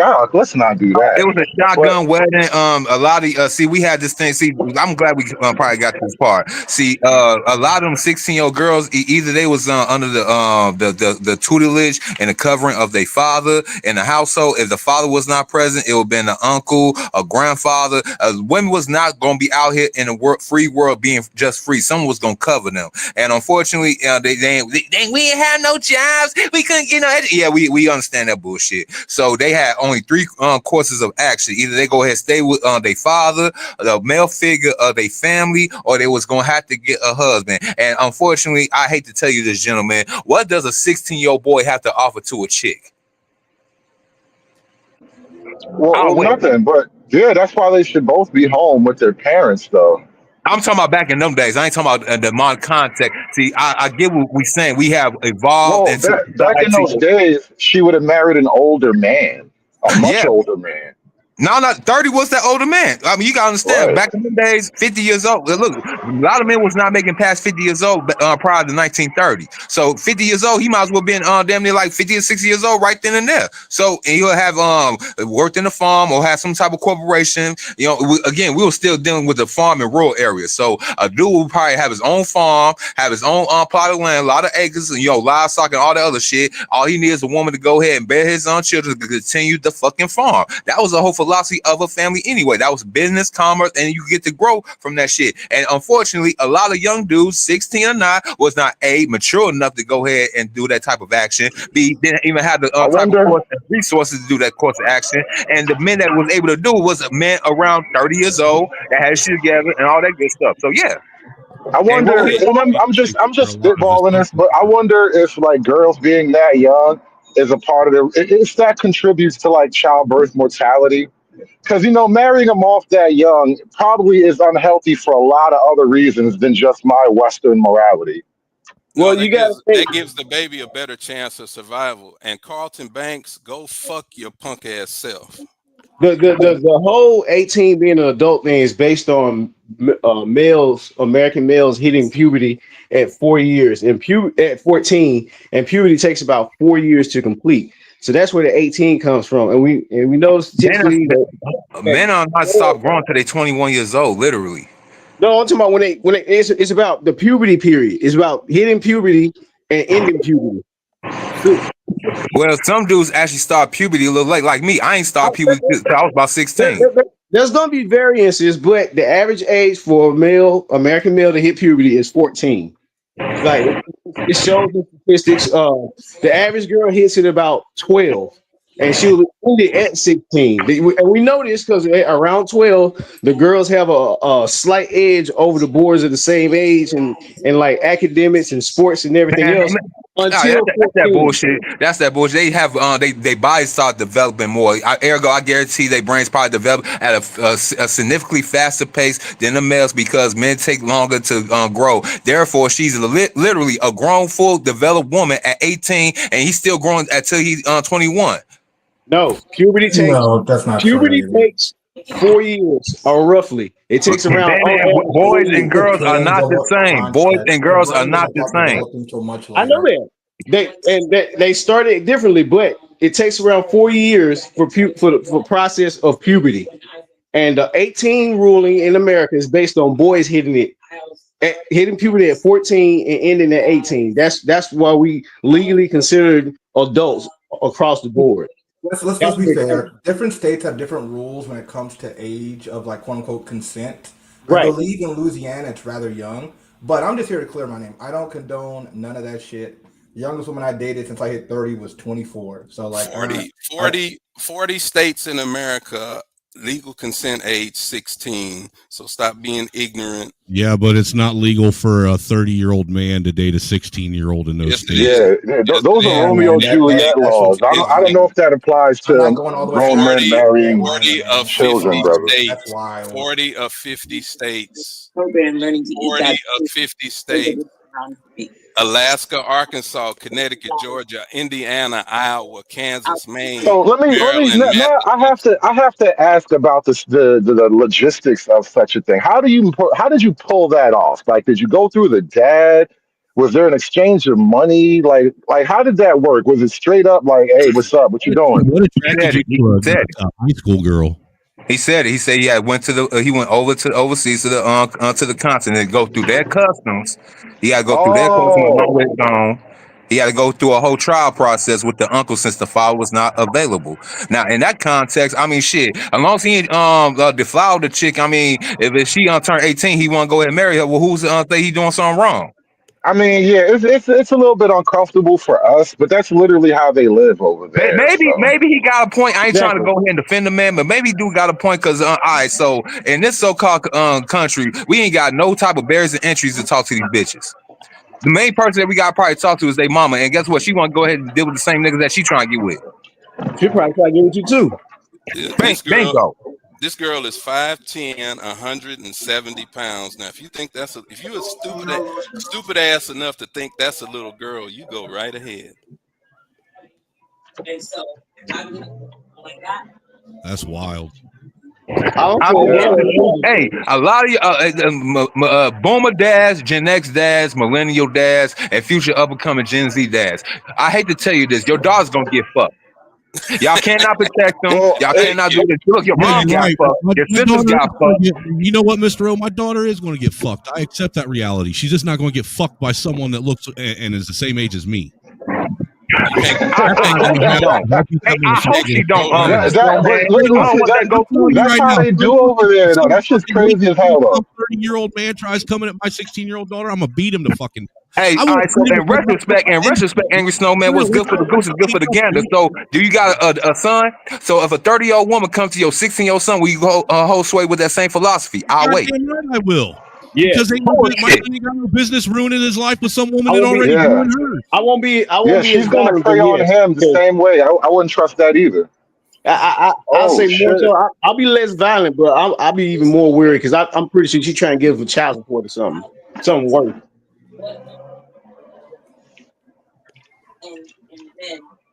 This is crazy, man. I can't even believe that we even evolved to this conversation about dating and marrying fucking teenage kids. It's crazy. Well, it's the internet. The internet is the internet. Okay, well, go. But yeah, they tried to fucking ruin my life because I said some fucking pedophile jokes 5 years ago. That was a different time in the internet. It's not pedophile. It's legal. Mr. Snowman, just be glad it's not your daughter. Like just rest easy knowing it's not your daughter. How about that? No, quit personalizing stuff. Easy. I gotta say that's probably been the most shocking revelation we've ever had on this show. For real. Yeah, you're growing. You're growing. The conversation is growing right now. Yeah, it's so shocking. The black community's on fire by these bitches, but me having a legal female, that's the shock. Y'all need to wake the fuck up and grow up. Well, I mean, I wonder if we had any women on the panel right now, I'd be curious as to how much shrinking the women would do. Hey, Latina said drop the link though. She did say drop the link. Let me throw the link in the chat. Let me do that real quick. Women on the panel has ruined the black community. What the fuck you calling for? No, that's true too. You're not wrong. You're not wrong, but yeah, that's a hell of a point. But I'm just because I know from experience that the women in the chat are shrieking, and most of the women over here kind of lean right anyway. So like, imagine if you let this out into the free world with all the rest of them, with the real Keishas, like, bro, They're gonna blow up hearing that shit. Hey, matter of fact, Bridget M, you still in the chat? Come up here, sweetheart. I would love to have that conversation with you too. I mean, you're a strong and independent woman. You don't need no man, so just come on up. Just come on up. When are y'all gonna wake up and realize black females have ruined the black community, and then y'all want to call them up to do some more fucked up shit? No, Elijah. See, the thing over here, we listen, but we don't judge. We want to let them say whatever they want to say, so we could go ahead and use the all they talking points as a right. I get Plus, it. I do maintain order and control here. I don't like to just let things be a free for all. Yeah, this ain't the Sharon Bracey's, the Anton Daniels, or that fucking dude Night type of panel. Okay. Listen, I left y'all alone for a few minutes, and then we wound up in a dark place. Right. So we're just we're working with it. It's not a dark place. It's not. I'm giving you some shit. I really am giving you a hard time, but it's not as dark as you make it sound. Because look, that is you went to a whole other country in an entirely different culture where that is how they have been living since forever. And it's not the same morality scheme that we work with under the Western scheme. So I'm not trying to make you the bad guy in that sense, but it's fucking shocking to hear from a Western perspective. Hey, look, matter of fact, I gotta go. Matter of fact, God damn it, I love this country. All right, so Marcus Houston. Then Marcus Houston almost literally did the same exact thing. I think so. Yeah. Hold on, Bill Belichick. Even better. He's 80 years old. He's got a 26-year-old. Yeah, but she's fully grown. If she was 18, it might look a little skeevy. Okay, let me 16 and by American standard, it's a little close, but yeah. The reason why I use Marcus Houston, because he is of the black community, his woman's of the black community. That is literally supposed to be the representation of what these so-called quote-unquote black people, it's called black religion. They call that the power cup. That's literally a power dynamic. He's getting the best of the best, and she's getting the best of the best. They both are getting what they want. The thing about Marcus Houston is, I think she got married at 21, but the story goes, this is why it makes it a scandal. He was dating her since she was like 17 or something. Yes. So like that's why they kind of charge him with, I don't know, not charge him, but they kind of looking at him crazy because like, bro, she young.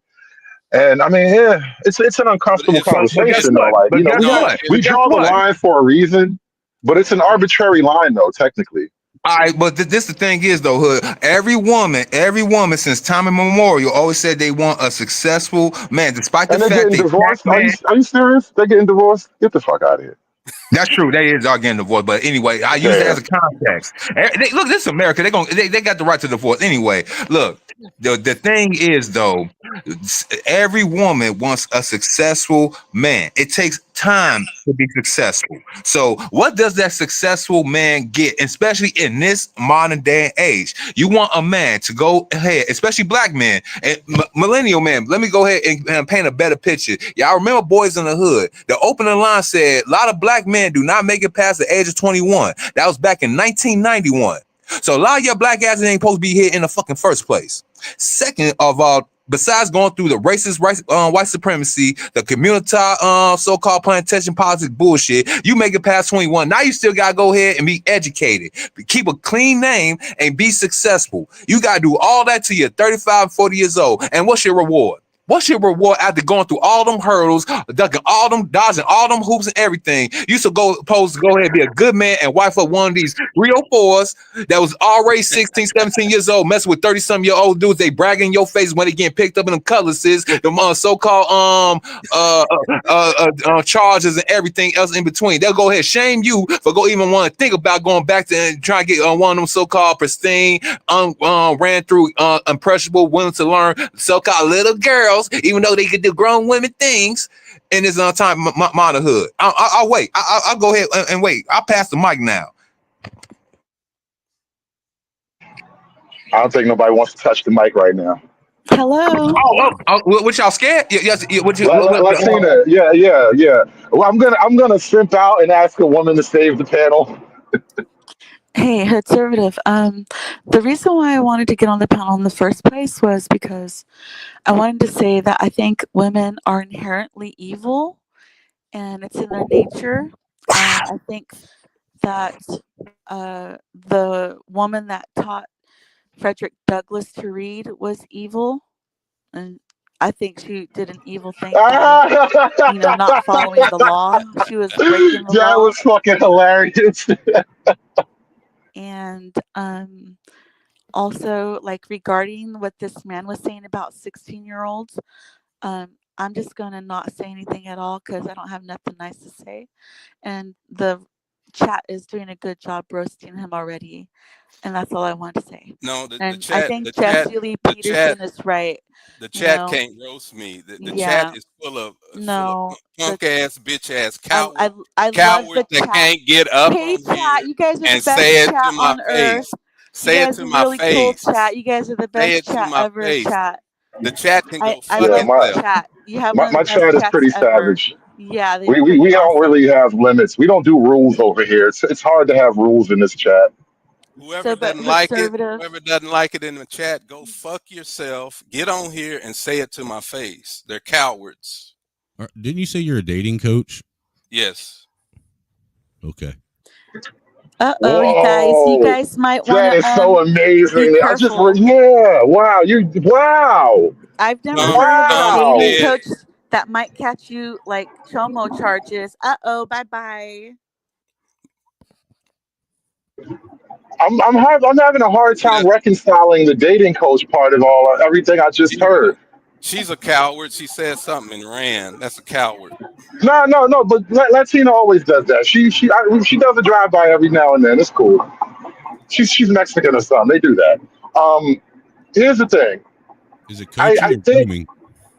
I think the idea that you're as a dating coach, why is it that you didn't take the dating coach method to finding a wife? Because your model doesn't need a dating coach. Okay. Let me answer that. What exactly is the dating coach method? Since you Well, referenced it, what is it? fair question. Generally speaking, what I think dating coaches do is help men or women on the softer interpersonal skills that help them build relationships. So like game is the one major like slash point. People talk about game, but that's part of it. Sometimes it's just learning actually how to pick up on the rhythms of a conversation and engage with people. Not everybody has learned that or had good practice with that stuff. So Well, I imagine that you help people on soft skills. let me apologize. I'm not a dating coach. I'm a relationship coach. All right, that sounds better. Okay. I don't know if that makes it better or worse. Yeah, it I makes it a don't lot either. better. Well, Okay, but yeah, I want you to reconcile those two positions for me though.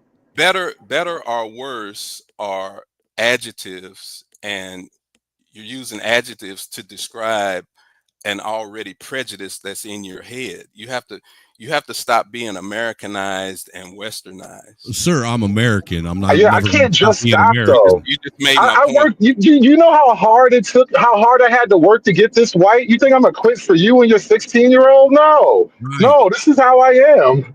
But the point is, I don't understand. How does that coincide with being a relationship coach? Then? With a 16-year-old, is it relationship coaching or grooming tactics? Okay, that's your problem. If you don't know how to change your mind and direct the course of your life, that's your problem. That's not my problem. You deal with it. No, SKC, the dating coach is engaged to a 16-year-old girl in another country. In an African village. Do you send her money every week? Okay, were you there? It's not a village, so quit. Well, I just said that because that's how we conceive of Africa, as a village or a big group of villages spread out across the continent. Right, but quit making prejudices. That's not intelligent to make prejudicial statements. Well, and a girl in an African town, would that fit better? The Gambia is a major city. The Gambia is a country. Gambia is a country. So yeah, is it a town? It's a major. She's from a major city, so she's from a big city. Yes. Right. So what's the name of the city? All right. Because the city ain't Gambia. I mean, we don't have to get all personal like that. We don't have to drag every detail out. I'm not gonna I want to track her down or I nothing. want to. I know. We have to be delicate. It's still his personal life, but this is a shocking conversation, though. Like, I don't understand the intimate details, not intimate, but like the practical logistic details of how something like that comes to be. A brother has to realize America is a poison environment. Marriage has been destroyed. The black community is destroyed. Highlight SKC's last comment. Black females,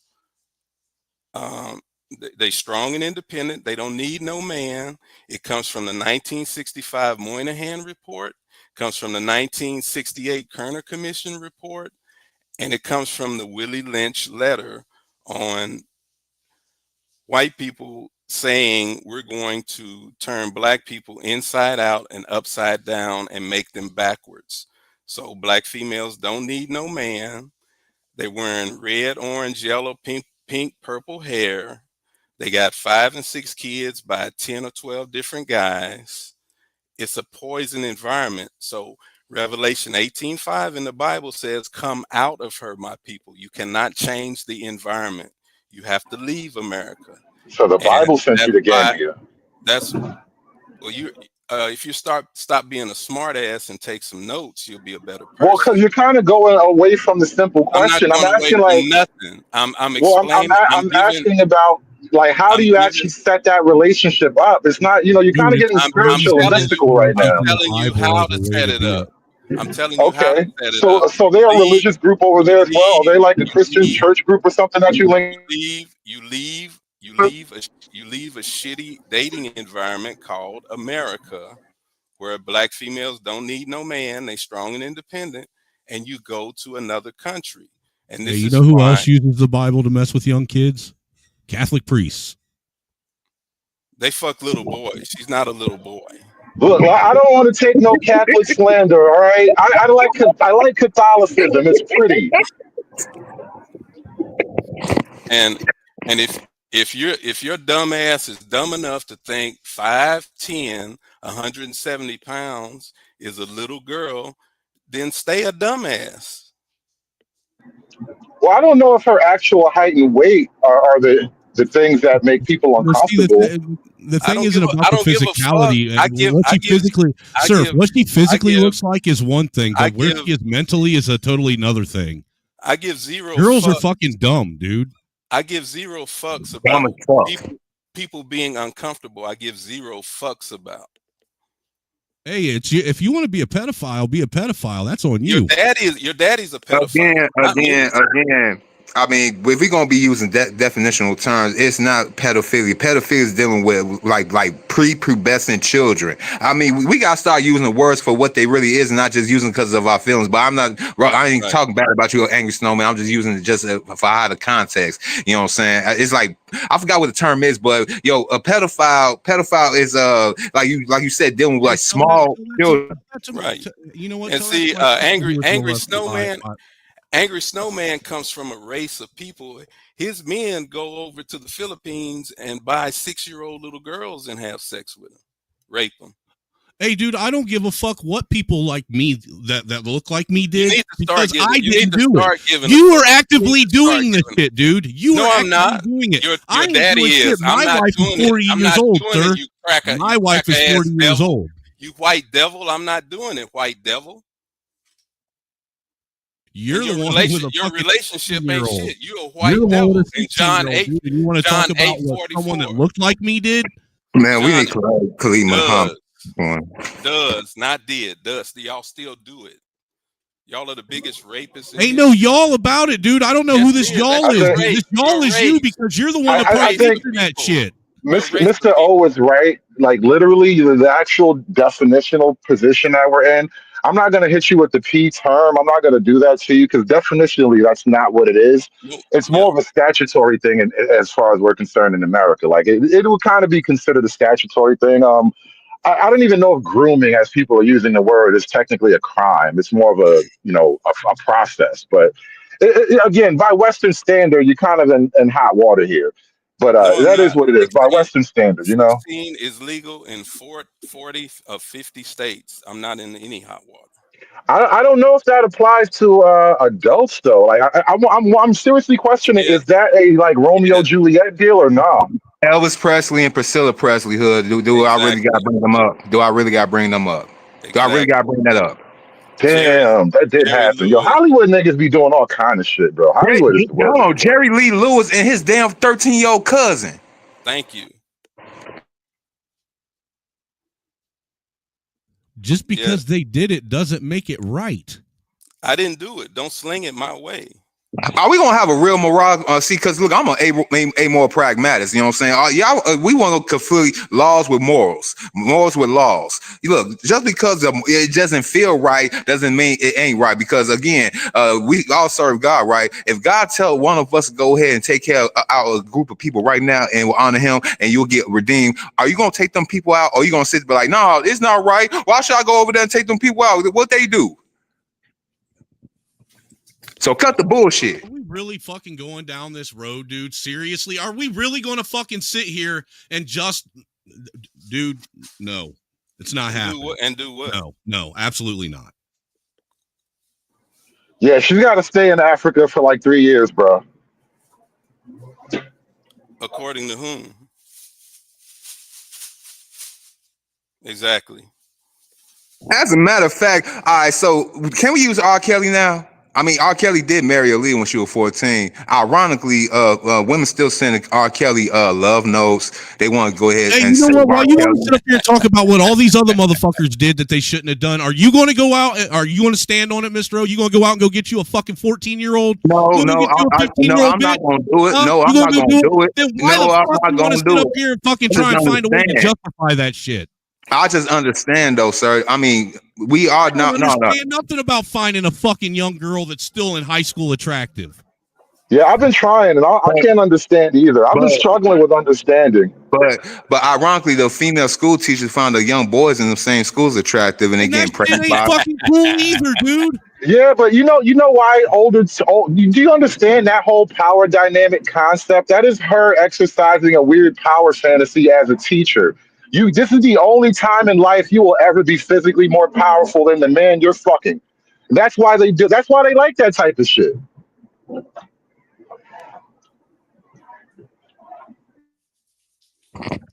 Yeah, all right, I'm done.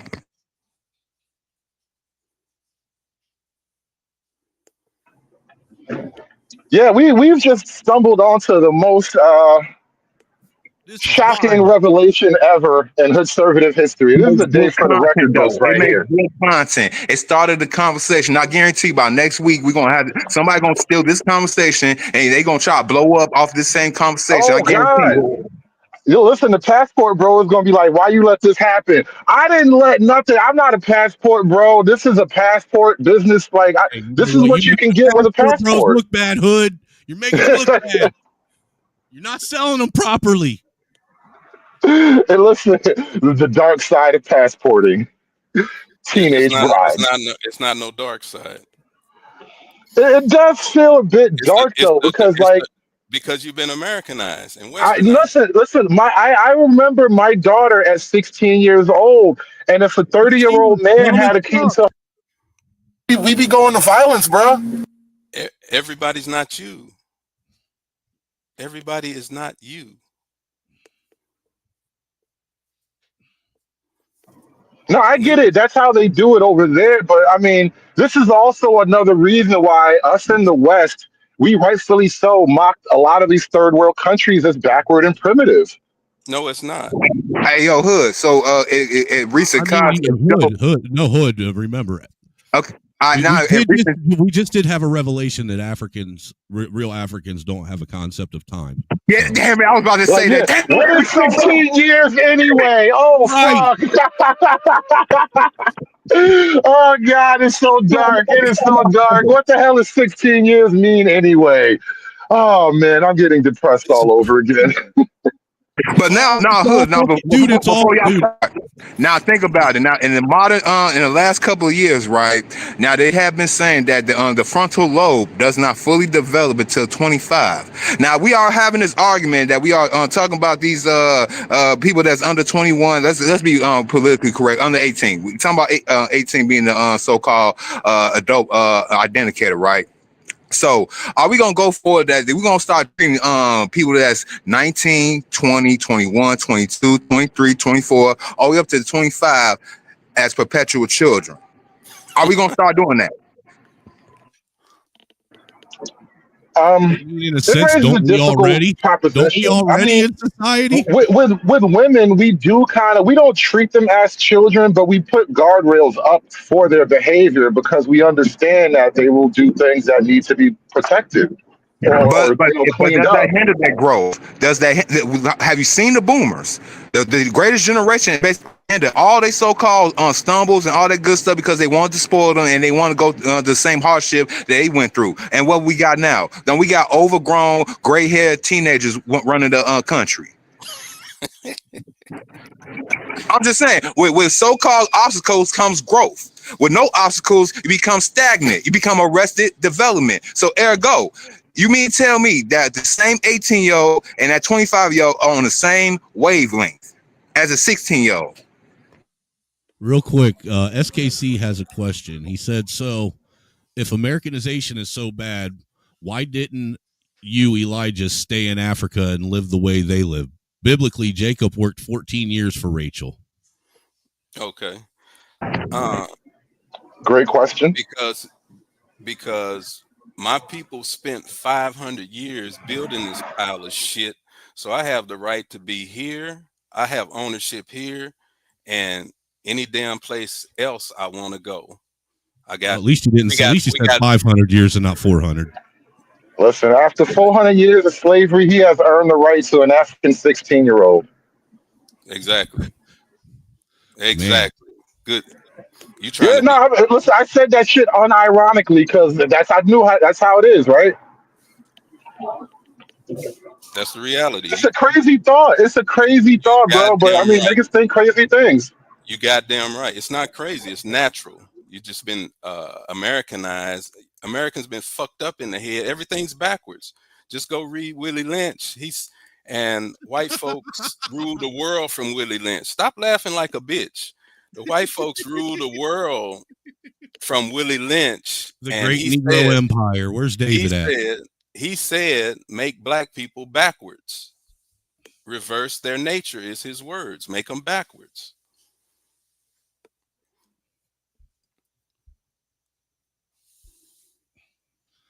Yeah, because you want me on that wall. You need me on that wall. You know, I don't think a lot of people appreciate this, but the very act of European colonization, and it was an ugly thing at times too. A lot of brutality went along with that.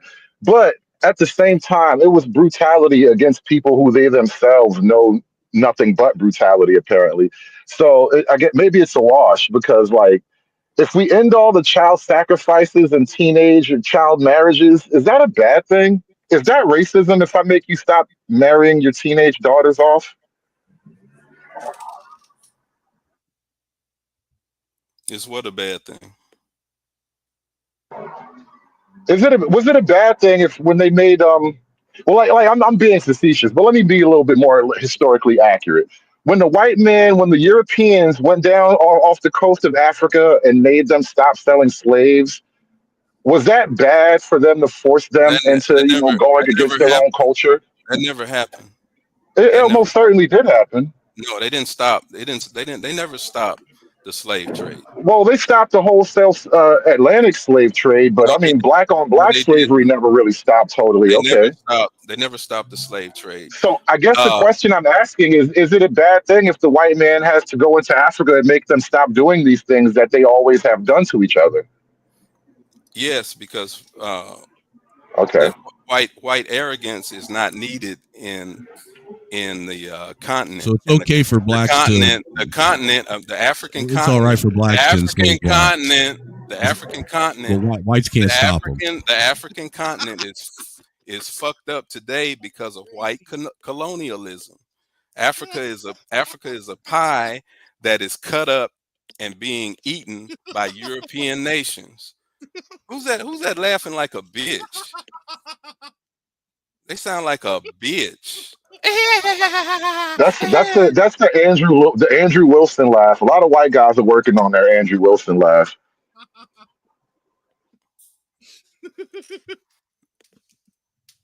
Oh my god.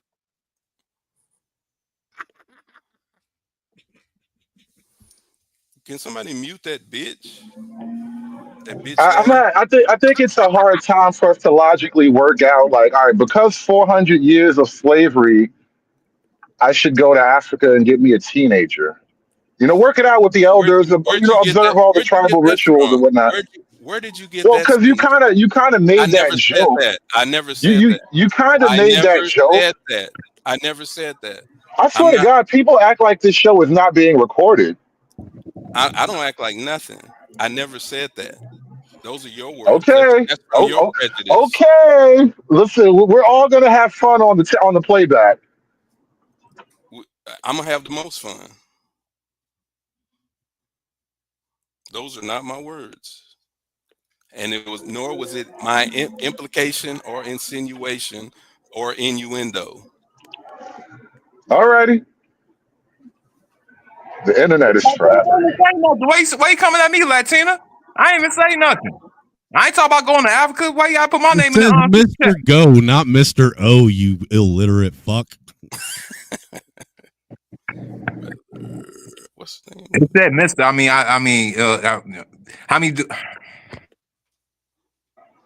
Now here's the follow up though, because I know passport bros have the same issue. Do you intend to keep her in Africa and just like why not just live in the African customs? Oh, because it's my choice. I do get what I it's a do. choice. I'm asking you to like explain me how Because you came to that I can choice. tell you why. Because he likes running water. He likes to live in a Right. house and not a mud hut. Hot water is dope Actual though. real food and not bugs. There's no mud huts over there. It's called infrastructure. America has the better infrastructure, but the worst people. The worst people, you say? Yeah. Elaborate on that. I don't know. Isn't China 400 technologically far more advanced than America is right now? 470, approximately 470 years of slavery, suffering, and death has psychologically ruined American people to where blacks are the best example of it. They hate each other, they shoot each other, kill each other, sell dope to each other. The young dudes get the females pregnant, and as soon as the female announces that her period is late, they take off. And What's the reason for all that? you know how bad these females are. We said it 1,000 times already. What's the reason for all that? White racism. I'm curious. Did this man have any other daughters of different ages? Was it like a multi-pack you could choose from, and you settled on like 16? Was there like an 18 and a 14-year-old, and you were like, bam, right in the middle? No. Just the one daughter? No. She How'd has you happen she to has stumble? sisters. Did you find her on Tinder or something? No. Gambian Tinder probably so lit. Gambia, Tinder. Wow. Hinge. Was it Hinge? Was it Gambia Hinge? I know they got it out there. Or was it that Black? What's that Black dating site they got? Is it called Black something? Yeah, BLK. It's called Black. We got another good question.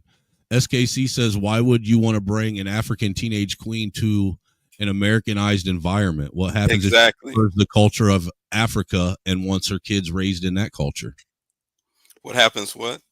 Oh, let's see.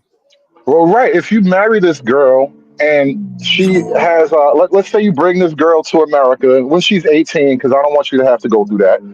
Let's say she becomes Americanized because you brought her to America. Would that not defeat the point of actually going through all those hoops and going all the way down, getting such a young girl to start with? Like, won't you just ruin her by bringing her to this culture? If that happens, how did I ruin her? I didn't ruin her. The culture Because you did. brought her here. She wasn't going to No. be here otherwise. You introduced her to American culture. Okay, when a Chevrolet takes bank robbers to the bank and they rob the bank, is Chevrolet liable and responsible for that bank robbery? I don't think so. By the same token, me bringing somebody here and they Does that Chevrolet ask the bank robbers if they want to get in the car and go rob a bank? Don't change the subject. No, I'm actually going right along with what you're saying. No, you're not. Because you're basically trying to say that a car is the same as a human being asking someone to do something. No. Did the car ask you, or did Chevrolet say, "Hey, do you want to get in the car and go rob a bank"? The Chevrolet company is not liable for what the bank robbers got out because of their they didn't car say, "Do you want to get in the car and go rob a bank?" By the same token, I'm not liable or responsible for somebody coming over here and acting a goddamn fool. How aren't you responsible for introducing someone to American culture if you're the one that marries them and then asks them to come be a part of American culture? Because everybody has something called individual accountability and responsibility. Next question. Right, everybody does have individual accountability and question, not responsibility. next statement. But Next the thing is it seems like you're skirting your accountability and I'm not skirting a damn responsibility thing. I'm of going wanting directly to marry a face to face. 16-year-old I and bring don't her back skirt. to America, and then I try don't and say that skirt. you're not I don't introducing skirt, her dumbass. to American culture. I go face to Dude, face, you're being dumbass. disingenuous right now. You don't even know what you can't even spell disingenuous, you dumbass. And we geek, your mama's creepy. I gotta read this Yeah, my out. Shout mom out is to We dead. Geek Tell me with the something else I $5 don't boys. already know about my mom. We What Geek the fuck boys are with the you- $5 I'm not super like chat. you fucking emotional darkies you to get mad when you talk about my dead mom. Super chat, y'all. Let Hood read the super chat, then y'all go back to arguing. Old boy Elijah is creepy. He likes his women like he likes his wine. Aged 16 years. He said, "Mom, just right, old creepy ass boy." Dude, you know, man, listen, 'cause I don't know. Like, let's imagine you have a 16-year-old daughter. Are you gonna think she's old enough to be given away to an adult man? Like, I'd be uncomfortable with her having a teenage boyfriend, but I'd quietly like make some kind of begrudging peace with it if it's a teenage boy. The teenager is supposed to do that kind of thing. They're just trying to explore life. But a grown man, I don't know if I'm comfortable ever promising my 16-year-old to a grown man. Hell, my daughter's 18 and I don't want to promise her to an adult man right now.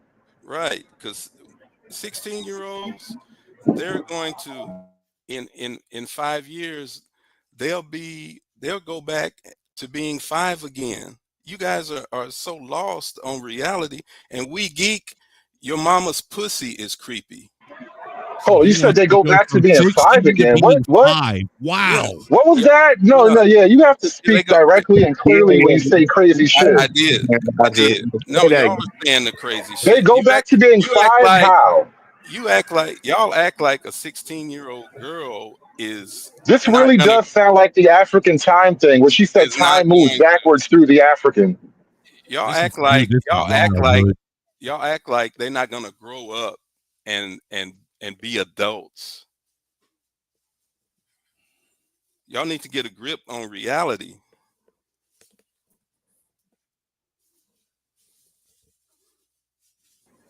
We have a new guest on the panel. What's going on, bro? Welcome to the shit show. Man, I know we don't really see eye to eye on a lot of things, but I really thought, if a pedophile hopped on your panel, you would have. Your daddy's a pedophile, you faggot. I don't know why you're getting defensive. At least faggots admit they're faggots. Because your faggot ass is getting on here saying stuff that's not true. It is true. It is not true. It is. You was born in the United States. You was born in the United States. If we were in studio live, everybody's been listening. All right, I don't know why you're. I don't know. I don't give a fuck what everybody. Nobody cares. We know you don't. You're a pedophile. I don't know why you're arguing with a pedophile. Your daddy's don't make no sense. He's not arguing with him. I'm just trying to get him to understand. Daddy's a pedophile. But he's not going to see it. Like the men in your family are all pedophiles. You're really defensive about this because he's trying to marry a 16-year-old getting called a pedophile. It don't make no sense. He was born in the United States. He found teenage girls attractive because that's not acceptable in the United States, or specifically underage teenage girls attractive. That's not acceptable in the United States. So he moved countries. Asshole. Yeah, not for a 40-year-old. You're 34, ain't you? Yeah, that's another point. Like, as a 40-year-old man, I don't really like being around teenage girls, bro. I'm telling you, dude, they're That's the fucking point. Is annoying. he's a grown man, and he it's not acceptable for a 40-year-old to be with a 16-year-old in the United States. So but he finds them attractive, so he left the I country. get training balls are He cheaper, left man. the country. Now, whether it's let's say it was illegal for a 40-year-old to be with a 16-year-old, it's still not culturally acceptable. So their parents wouldn't allow that to happen. So he had to move countries to go be with a 16-year-old girl. No, that's pedophilia. It's not like he was born into it. He didn't grow up in African area or Indian area or something. Pedophilia, if he's on, I mean, pedophilia is talk. Look, when we say pedophilia, we talk about like use that word. I mean, listen, clinically, the definition is about prepubescent children. So definitionally, he's escaping we the. don't use it like that, so it's So irrelevant. culturally, that's how people are looking at you. Well, culturally, that's what you're gonna get tagged with. Can play the semantics game, but he understands, which is why he left the country to go to another country where it's more acceptable. He finds them attractive. He wasn't born into, like I was saying, he wasn't born into it. He didn't grow up in an African area where it was acceptable. He didn't grow up in India or somewhere else where, that's just their culture. He grew up in the United States where it's not. He was finding doesn't just stumble across a attractive random here. 16-year-old man. They're searching that shit out. So, it's crazy. And then he gets defensive because he's getting Hey, bro, what is your name, by the way? Because you kind of new up here. Random Independent Man. We talked on Sharon's podcast. Oh, okay. No, because I got an overlay up. I can't see. People can't see. They're asking in the chat who the new panelist is. I don't, dude. I rarely agree with you, Random, but I'm going to take this as a win today. Yeah, I'm glad that we can all come together and fight against some weirdo, whether we want to call it pedophilia or whether we want to call it just completely weird mentality and behavior. I'm happy that we can come together and fight against that. Go fuck yourself. It's legal in 40 states, you ignorant, stupid ass. And this is his defense. Well, then why didn't you? Then why did you from America though? Yeah. Then why didn't you get one from one of the 40 states? Then why'd you have to passport bro out to go get your little, young whatever? Because it's not acceptable here. It's not. If he tried to talk to a like if 16-year-old it's girl, he legal runs here, the why risk not of do it getting here? killed. He gets the risk. He has the risk of getting killed if he did that here. He felt uncomfortable sitting outside of fucking high schools watching girls get out of school, man. Exactly. Someone would call the cops and he would get arrested. You don't just randomly fucking find a 16-year-old. You're searching for that shit. Like seriously though, like oops, a 16-year-old fell into my lap. Like that does not happen. The man, it's insane. And I don't understand why he's getting defensive because the dude had to leave the country to find him a bride that has they can't even object to what's happening to them. Like, to me, you're just pathetic. And the world would be better if you were dead. But it's okay. Eventually you will die. Hopefully before that girl has to suffer through too much trauma. Respectfully. I mean that with all due respect, by the way. Oh god damn! Chat's they're building a volcano. Damn. They're trying to break out the volcano now. The chat has spoken. Man, this would be a perfect time for that. I can't shut the fuck up clip. Bro, play it. And I can't shut up. I wish I could. I really wish I could shut the fuck up, but I can't. And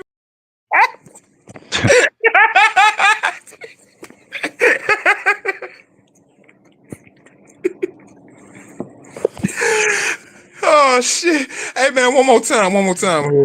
Run him off. He finally rage quit. He left. Oh, my bad. He made him quit. I was trying to draw it out as long as I possibly could because this is fucking wild, bro. Why would you say that in America to people? To fucking people, bro. Don't say that shit to people. God damn. I'm not saying that, everybody, even the majority or whatever, and like, the red, quote unquote, red pill space or anything like that, think about things the way that he does. But there is overlapping thought, just like with any other type of ideology. There's going to be overlapping thought with other ideologies. And so he came in the space and he's hearing what you guys are saying. He thought that this was a space where that would be approved. And that's why he said it here. He thought he was comfortable to say it. And it's not Yeah, on yeah, you guys. listen. You know, who would have thought that some dude would be like, yeah, I'm married to a 16-year-old and then brag about it. But Well, you know, that's why I don't what like. it I'm comes not down gonna to. clutch my pearls about it. I don't want to go full like, oh my god, right? Because I'm trying to get as much as I can get out of the moment. But like, wow, bro, then a nigga blames slavery. Like, so because slavery, you get to go to Africa and buy some chieftain's daughter because of my slavery. This is how Dude, slavery works in the I've been first fucking blamed for a place. lot of What do things, you but I've mean never, because slavery? dude, I've been This is blamed for a literally lot of how it shit, went. dude. I've never been blamed for a man going and getting a fucking 16-year-old African slave himself from Africa. I mean, like, seriously, like, can we stop putting so much weight on the white man's shoulders? The white man can only do so much to you niggas. Goddamn. I was just egging them on, man, because it was good content. We needed this shit. It was the morning time, and nobody else was going live, so we had to go ahead and keep the people in the chat laughing and going, "I'm sorry, Hood. I'm sorry." No, that was crazy. No, that was really crazy. That's what that was. No, you know, it's so funny. Like, I had to leave. I'm out here running errands. I gotta go to this car dealership now, and I leave. I get off the mic for a minute, and I come back, and this nigga talking about his teenage bride. And look, I told you, I did not Chicago on the panel. I told you, I was trying to actually have a little like civil debates. You know what I'm saying? I was actually trying to have some intellectual debates, but I thought I didn't hear that at first when he said the 16. I just heard fiance, but when he said it again, I was like, oh shit, this might be might go for a turn for the worse. That's the reason I was trying to keep the conversation going in different directions, putting little words here and there without basically letting do what he did. I gotta go back to the replay, but I'm just curious what led up to him dropping that revelation. Because like going overseas to Africa, going overseas, period. I mean, dudes do that. Passport bros, fine, whatever. And hey, listen, even if you going over there straight up buying the box, right? I don't care about sex tourism, whatever. Girls do it, guys do it. It's a money thing. People with money do that kind of shit. However, once you reveal that you have like procured the teenage daughter of one of the locals, it sounds a bit weird. Like, all right, there was a video I was playing. I remember there was a white guy in Thailand, and the whole family was in on it. It was like a big day because they're like piss poor, but like he bought like a 13-year-old girl from Thailand. I don't know if she was 13. She might have been 16 or something like that. But like, bro, I mean, because like, listen, they're dirt poor over there. Like, you can buy somebody's daughter, but that's not the type of shit you should be talking about once you get back to the States, bro. You're gonna wind up on a list. We're gonna have to check your hard drive now that you said that. The passport bros are gonna have to take this L. This is an L for them. I mean, they've been taking a lot of L's and they bounce right back. I mean, they'll bounce back from this quick too. You know what I'm saying? Remember when they kept on saying they was going to all these different continents, mess with so-called either underage boys or underage boys. You think the passport pedo will ever come back?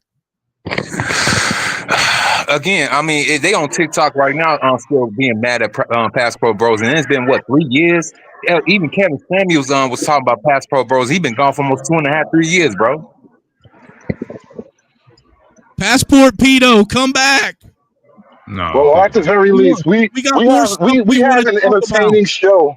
We do entertaining content at the very least. God damn, what the hell just happened here? You know, I keep saying I'm gonna do my regular show about them Indian truckers, and I keep getting sucked into this craziness, bro. I have to do a regular, structured, normal show. You are now the Black Jerry Springer. Accept it. Look, this was a good Jerry Springer hour. You are now the Black Jerry Springer. Accept. No. Chaotic Truth is good. Don't let him do that to you. Don't let O give you that title, bro. Like, Chaotic Truth, man. And it's only because you let O on that you have your title, nigga. Yeah, let Chaotic have that one, man. Let Chaotic take over that one. I don't know if I want to do the Jerry Springer thing every day. Do not. It's not like, oh, I understand. Like you seem like you more in touch with streets than most, and most people need to hear that sometimes because don't nobody want to talk to them at all. But you got to at least like report the news. But yeah. I know, but you couldn't imagine hearing this type of shit today. The news in Chicago, and I call it Chicago for a reason, and yeah, bro, the news ain't just in Chicago. The news in other places too. It's just you willing to talk about it, and I don't have a problem with that. It's just sometimes certain niggas, like Jap said it before. Sometimes certain niggas need headphones and not microphones. And I'm not saying that's you, but Yeah, I I'm know. saying that it was like he Don't take that overstepped. shit from him, Mr. O. He's saying that shit's you. He's saying that's you. He said you need to shut the fuck up. Just like my stream from yesterday when women say, man, just protect, provide, and just shut the fuck up. I get that, but now Elijah was from another content creator. You know, Red Supreme. No, Elijah scared me. No, Elijah scared me. I have nieces. I have cousins with daughters. There are people who try to He doesn't tell need to me be that calling people should himself hoop that against my name nieces. Elijah, man. That's too holy of a name for someone like that. It is, but the only, bruh, that ain't got nothing to do with me. That got something to do with his parents. But no, like, how you gonna, like, how did you make it make sense to leave and then go do something you wouldn't do at home? Like, you going to go play away games to foul? I want to know where then sold it. The craziest thing is, if you think about this, where was he at in his? Where did he start down this trail? Because, like I said, a 16-year-old doesn't. You don't just go to Africa and have a 16-year-old fall in your lap. This is something that you're No. You can go anywhere and have a 16-year-old. I was about to just You say could that go shit. to Piata and accidentally shoot your shot at somebody you thought was older. Would anybody? Now, if you Bro, did I it, can walk then that's downtown you. city, You're bad. Chicago. I can walk downtown and literally see. And this happened. And I'm not trying to put myself out there, but the reason why I You pay vouch attention it. is called patterns. It's called patterns for a reason. A chick, you know what I'm saying, with her little friends. One of them came up to me trying. I'm looking at her like, now something ain't right here. Something's not right. I told her no. This wasn't a dick measuring contest. Microphones and headphones, Mr. Dude. O. The truth of the matter is people like this, they start this young and they search this shit out. It isn't something that just accidentally happens. He didn't just go to Africa and accidentally find a 16-year-old bride. I fail to fucking accept that. This is something that he wanted. He searched that shit out. That's fucking Yeah. sick. Angry. Listen. No, man, I all believe that for- you're right in that retort because you can't find that bitch at work. He knew that he would be looked at as weird sitting in his fucking broke down Pinto outside of a fucking high school staring at fucking underage girls. Yeah, I'm You all said broke for. down Pinto. It ain't no I'm Pinto all no for more. It's the leaving. Impala. I'm all for leaving this toxic dating culture in the West, and I get that, fine. But if you go to another culture and you're now dating an age group of women you would never have considered before, like they're literal children back home. How do they not? How do they become You're a adults literal once you're demon. once they're over there? You're a literal demon. You could not. Hold on. And And how this do ain't these me young trying to girls say even you know couldn't that do they're nothing at literal home. children and they have no concept of time? No, it ain't. It ain't just you ain't got no concept of time. You have no concept of what's right and wrong. Everything Yeah, that's and right and wrong is subjective to you. We're not going to change the subject because we're going to wrap this one up. I got to get out of here. Like I said, I got to run errands. I'm out and about. I got to focus on other shit now. That nigga, But yeah, what a crazy conversation we just had today. Oh, unbelievable. That The nigga game is really over. Apparently, the game is so over in so many ways. Sick forking. I might file a live stream. Maybe not right now. Maybe at 12 o'clock. Unless one of y'all might go. Snowman, you going live? I ain't gonna do it right now. I'm gonna do it in 6 minutes. Nigga, fire it up. Like, you want me to hold? You want me to hold court for 5 more minutes so we can just pass it over? I'd actually like to see what a Mr. O stream look like. No, not right now because I'm still at the square job. The square job, you know what I'm saying? We gonna get a little check-ins real quick, and I got some deliveries to take care of. So Yeah, again, Can I'm off right now. I got to do some shit in the real world. I got to get some things done while I got a day off. I like that goal. What's it say? Goal next extended says say no to kids. Say no to kids. Please. No man. Say no set to up a kids. stream, bro. What do y'all think the odds are that he's on an offender list? Damn. Oh, 60 Man. 60 40. Really? They don't. I don't think they have an offender list in Gambia. No, I'm talking about in the United States. That's why he left. Ooh. That's a good. He You bring knew all up 40. He can name all 40 states where he can go and all that other good stuff. And he left the country. I think he might be on an offender list. I mean, because he also said some stuff about 13, 14. He said it when he was talking, but he said some stuff about 13, 14-year-olds too. That boy is a weirdo. When you guys were talking about puberty. Bruh, he literally will go after your kid if you had one. Dude, that's the creepy molester uncle that everybody talks about, man. No, The one that people protect. what was that singer? No, you guys know Snowman. I know you know this song because fucking White Rock. She's just 16 years old. Leave Agent, her nothing but a alone. They number. say. Wasn't that Brett Michael and If I could fly, I'd pick you up. Yo, Was that it like whole Mr. video. Christian is saying that or some shit? No, I forget the name of that band. What's the name of that band, y'all? There was a guy, Eddie was a veteran. No, fuck. What was the name of that band? The Mordone, the Benny Mordone. Yeah, Into the Night. Thank you. I am too young to know that. Yeah, this is some old school. This is old shit. This is old late 70s rock. Hood, how old are you again? You sure that wasn't Poison though? No, that was Benny Mordone Into the Night. Because I remember SKC was here. We play. I'm an old nigga, bro. I'm not even a young nigga no more. I'm sliding I know you're not gracefully a into my young old nigga, age. but like I'm 43 now, How bro. old are I'm you? 43 now.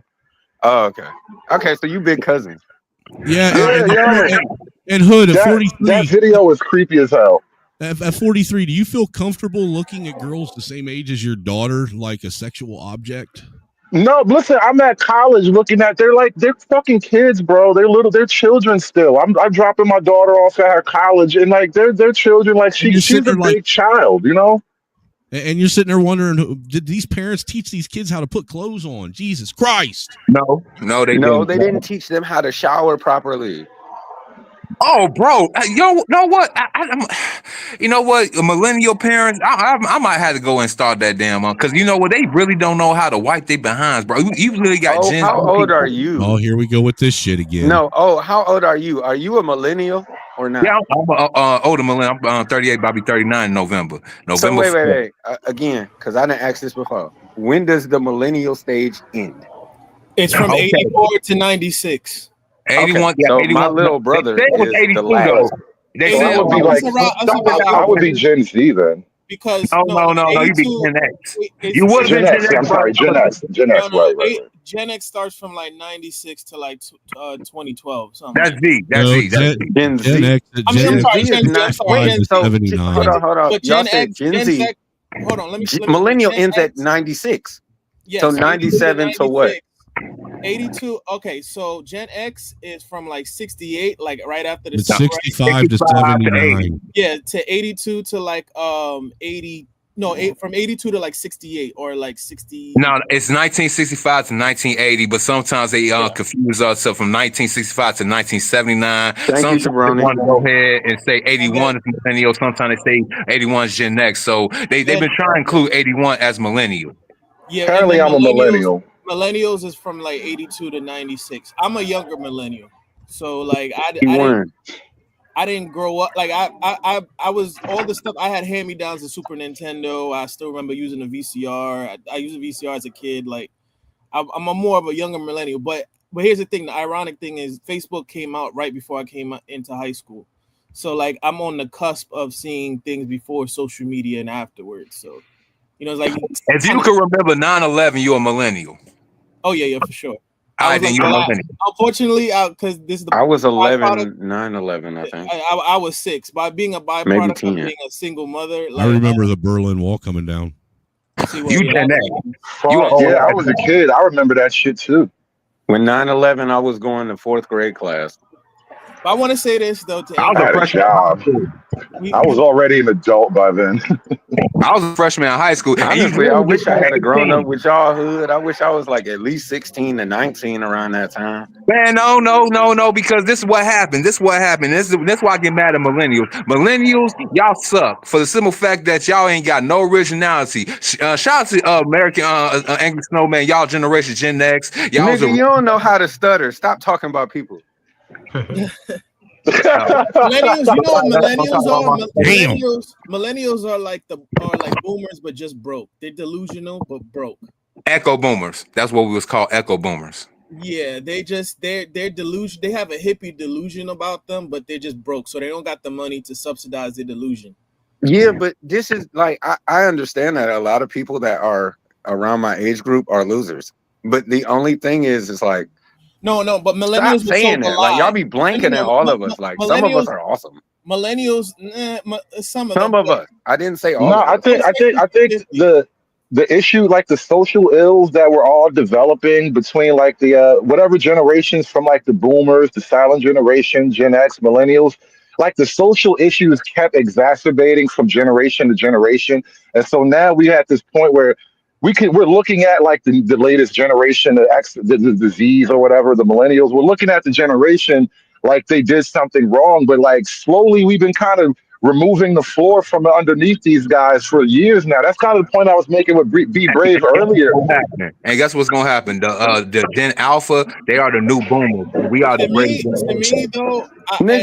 Nigga, you were the last niggas that made us shitty. Like, I ain't gonna cap. Like, I got a few aunties No. All of this. No, but I'm saying from O's generation. Hold on, let me finish. From O's generation, there's a lot of aunties that I got that got 6 kids by 5 different baby daddies because the last set was twins. No, Like, all of this. no, but I'm saying I was never told to judge them, and I was never supposed to choose my dating preferences off of them, even though my people ain't do that. Like, we listen and we don't judge. No, we do judge. Fuck that shit. I will judge because that's why I ain't got no kids yet. That's what you a smart man. Hey, look, you a smart man. Hey, look, you take. Hey, look, this is the thing about being a millennial that y'all gotta understand. See, look, we was put. You just called me a loser, nigga. Not you. I ain't call you no loser. I say I hate. You did call him a loser, man. We can rewind the tape. Well, I apologize. I didn't mean call you a loser. I accept your apology. I'm a loser too. That's what I'm trying to tell you. We suck because of this. We don't have no personality. I ain't trying to paint us all with a broad brush. Just let him make his point. Let's stop clutching pearls. Let him make his point. Millennials in general, like you said, we are the echo boomers. We had boomers as parents. We were supposed to look at them and be like, you know what, y'all fucked up. I ain't about to go down y'all same way and everything. Y'all told us wrong. Y'all told us to go to college when we weren't supposed to. Y'all basically took all our jobs and sent them overseas and everything. But the reason why I'm getting mad at millennials now is we give them nobody else's fault. Niggas told us to go to college during that time when they thought there was a shortage of people to go to college. They made an incentive for us to go to college, but they overplayed the market, making lesser degrees less valuable. No. What they did is they turned college into a new industry. Yes, they did. Let me explain. You have to go back. It's really a lot of this stems from the boomers. I'm telling you. I don't even blame Gen X. Gen X kind of got scapegoated into believing that they were. Think about the transition from analog to digital. Like I watched the video on it. It really was by the. It was pretty wild to live through it. Yeah, but it was created or pioneered through the Gen Xers. It wasn't the boomers. But the boomers, all they did was reap from the greatest generation and the silent generation, right?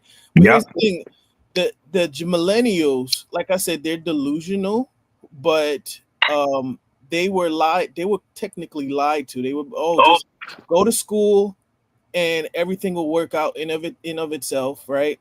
I mean, think about it. When I came into high school was like 2009. That's like at the peak of the recession. So like you walked in at 2009. Right. So like, and it didn't recover until like after my first degree, right? So I always tell people this. My grandfather, right, Jamaican, came to this country in the late 80s. He was a VCR repairman. Anytime he had a condo in Mount Kisco, which is like near where the Clintons live, like where Hillary Clinton grew up, right? Right, exactly. So every time I knew him, he always had he had one BMW convertible and like the family car, right? And he had a condo. This man was a VCR repairman in the 80s and 90s. By the time you get to before Obama came into office, VCRs were done for. But my point is that was such a great economy up until, I would say, even after it started to peak out after 9/11. By the time we coming around Hurricane Katrina to like the recession, it was done for. People underestimate the kind of economy that we have now. You can't just, think about it. He came as an immigrant, didn't have no college education, and was able to have 2 cars. Meanwhile, I have 2 degrees and I still have to work like 2 jobs. Bro, man, what is your name? I don't. Respectfully, you sound like right here. Azrael. My name is Azrael. I'm sorry, I just couldn't see at the moment. Let me say something about that. I don't think we should blame the boomers as much as we've kind of fallen into habit, because a lot of what's happened isn't quite like the boomers did it. These are huge economic corporate changes. So like when we talk about the changing economic landscape, that wasn't a boomer thing. That was a corporate thing. No. And Let me say this is one thing that I can say about people that are outside of our race that they do that we don't do, because I have Jewish friends. I like to call my my Jewish friend an unorthodox Jew because he doesn't follow the regular Jewish shit. And they don't like him, but he gets money and he takes care of whatever he got going on. The one thing that I realized that we do not like to do is, because it just looks bad that your family had to come together to make something happen. I do not understand why Black people believe you have to kick your kid out. You got to send him or her through a trial of fire. Oh, that's because Black people are trying. Black people have the American dream on steroids. No other group of people believe that. Like I was just listening to something today about Colombians and Brazilians. Like they don't, even in Spain, like it kills me when I hear divestors talk about how European men have money. I mean, it's like in Europe, not only do they go 50-50, like the average age someone leaves home in like Spain is like 31, a man, right? People don't leave until they get married. I agree with you. The only thing is that I realized with African Americans is, like with us, is the goal was to get me the hell up out of here and then ask for my help when you thought I got up. Yep, look at Baby Boy. You want but not just Baby Boy. You wanted me to help you when I got up, even though you had nothing to do with my success. Oh, absolutely. I don't think that's necessary. I don't think that's necessarily just a Black thing, though. I think that's more of an American middle class thing. Okay, then I'm willing to accept that if that's the case, because I've never had too many interactions with my white friends to know the family dynamic. I just got invited over to have fun. You know why I disagree with you, Angry Snowman? Because I'll put it to you this way.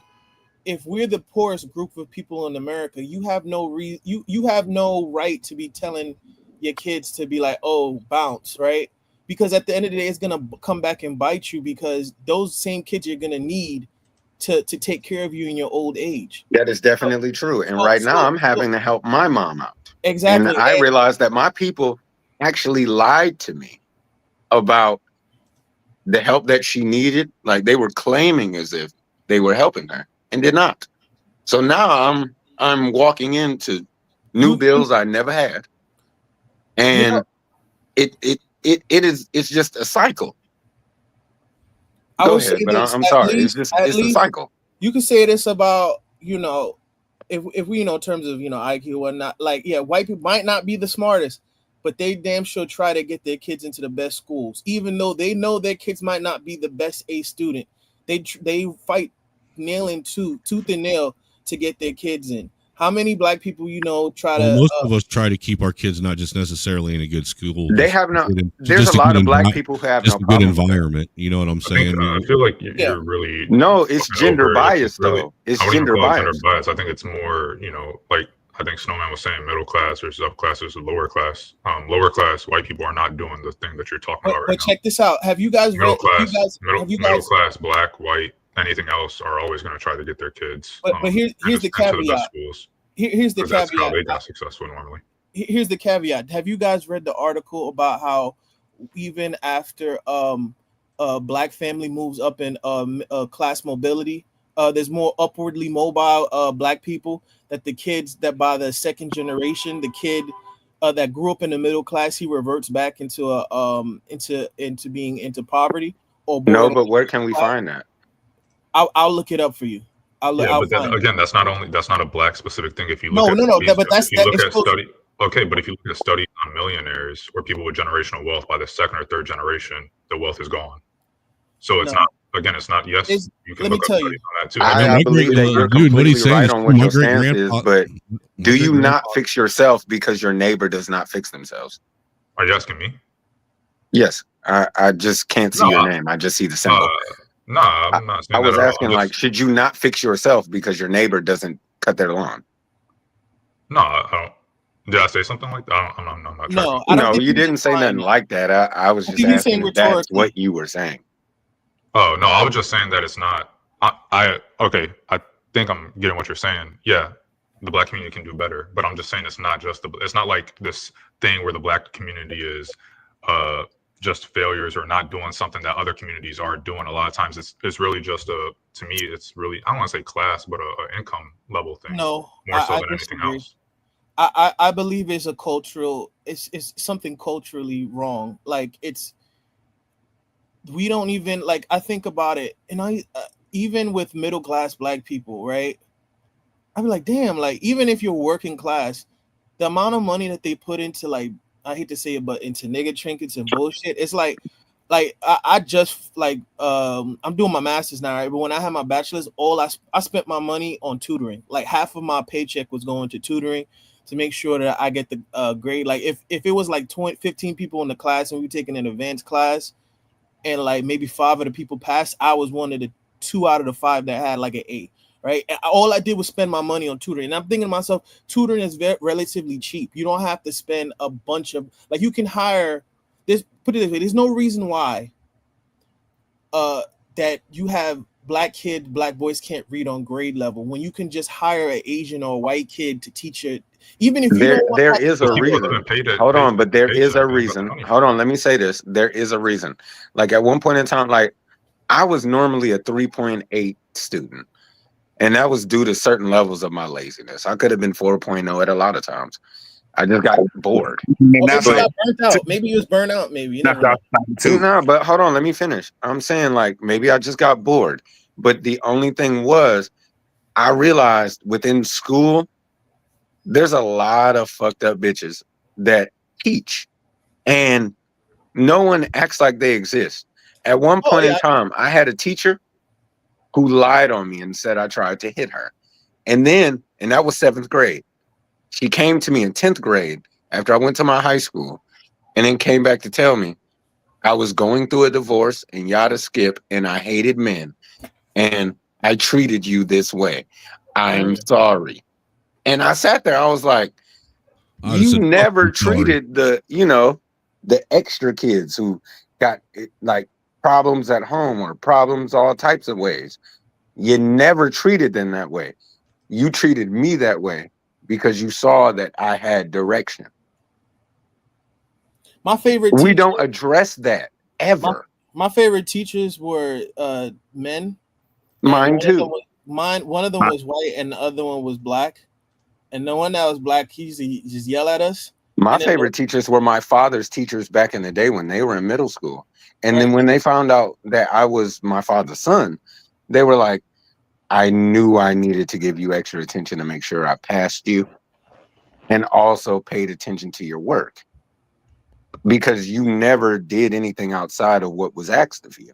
Even to this day, like when I go to tutoring, I prefer, depending, like if it's something linguistic, I rather do like if I'm learning a new language, I rather learn with a woman.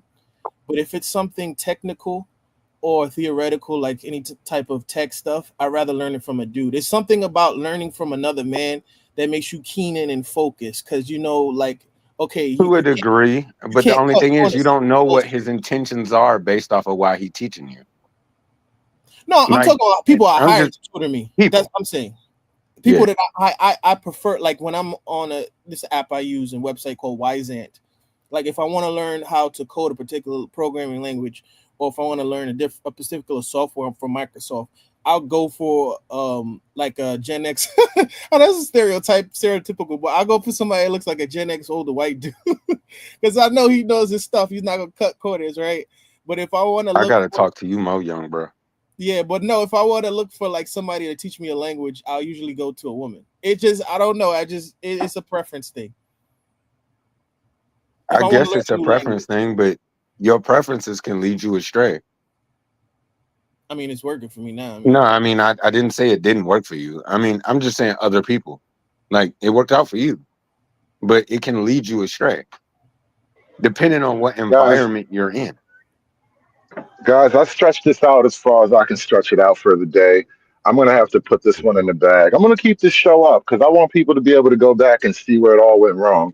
But yeah, what a day. I hope that shit gets clipped and as somebody starts talking about Angry Snowman or Mr. O, can y'all set up a panel or whatever? Oh, and Angry Snowman, I just wanted to say this. You can't put everything on.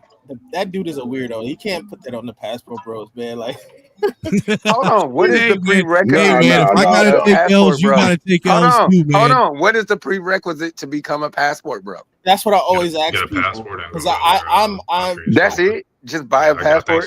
That's what I'm saying. Like if somebody goes to another country. But I had a passport when I was approaching 21. Like, I had my passport at 13. At 13, passport or using your passport with the intention to go to foreign countries specifically for what?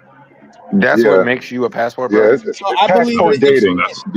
Dating off your passport.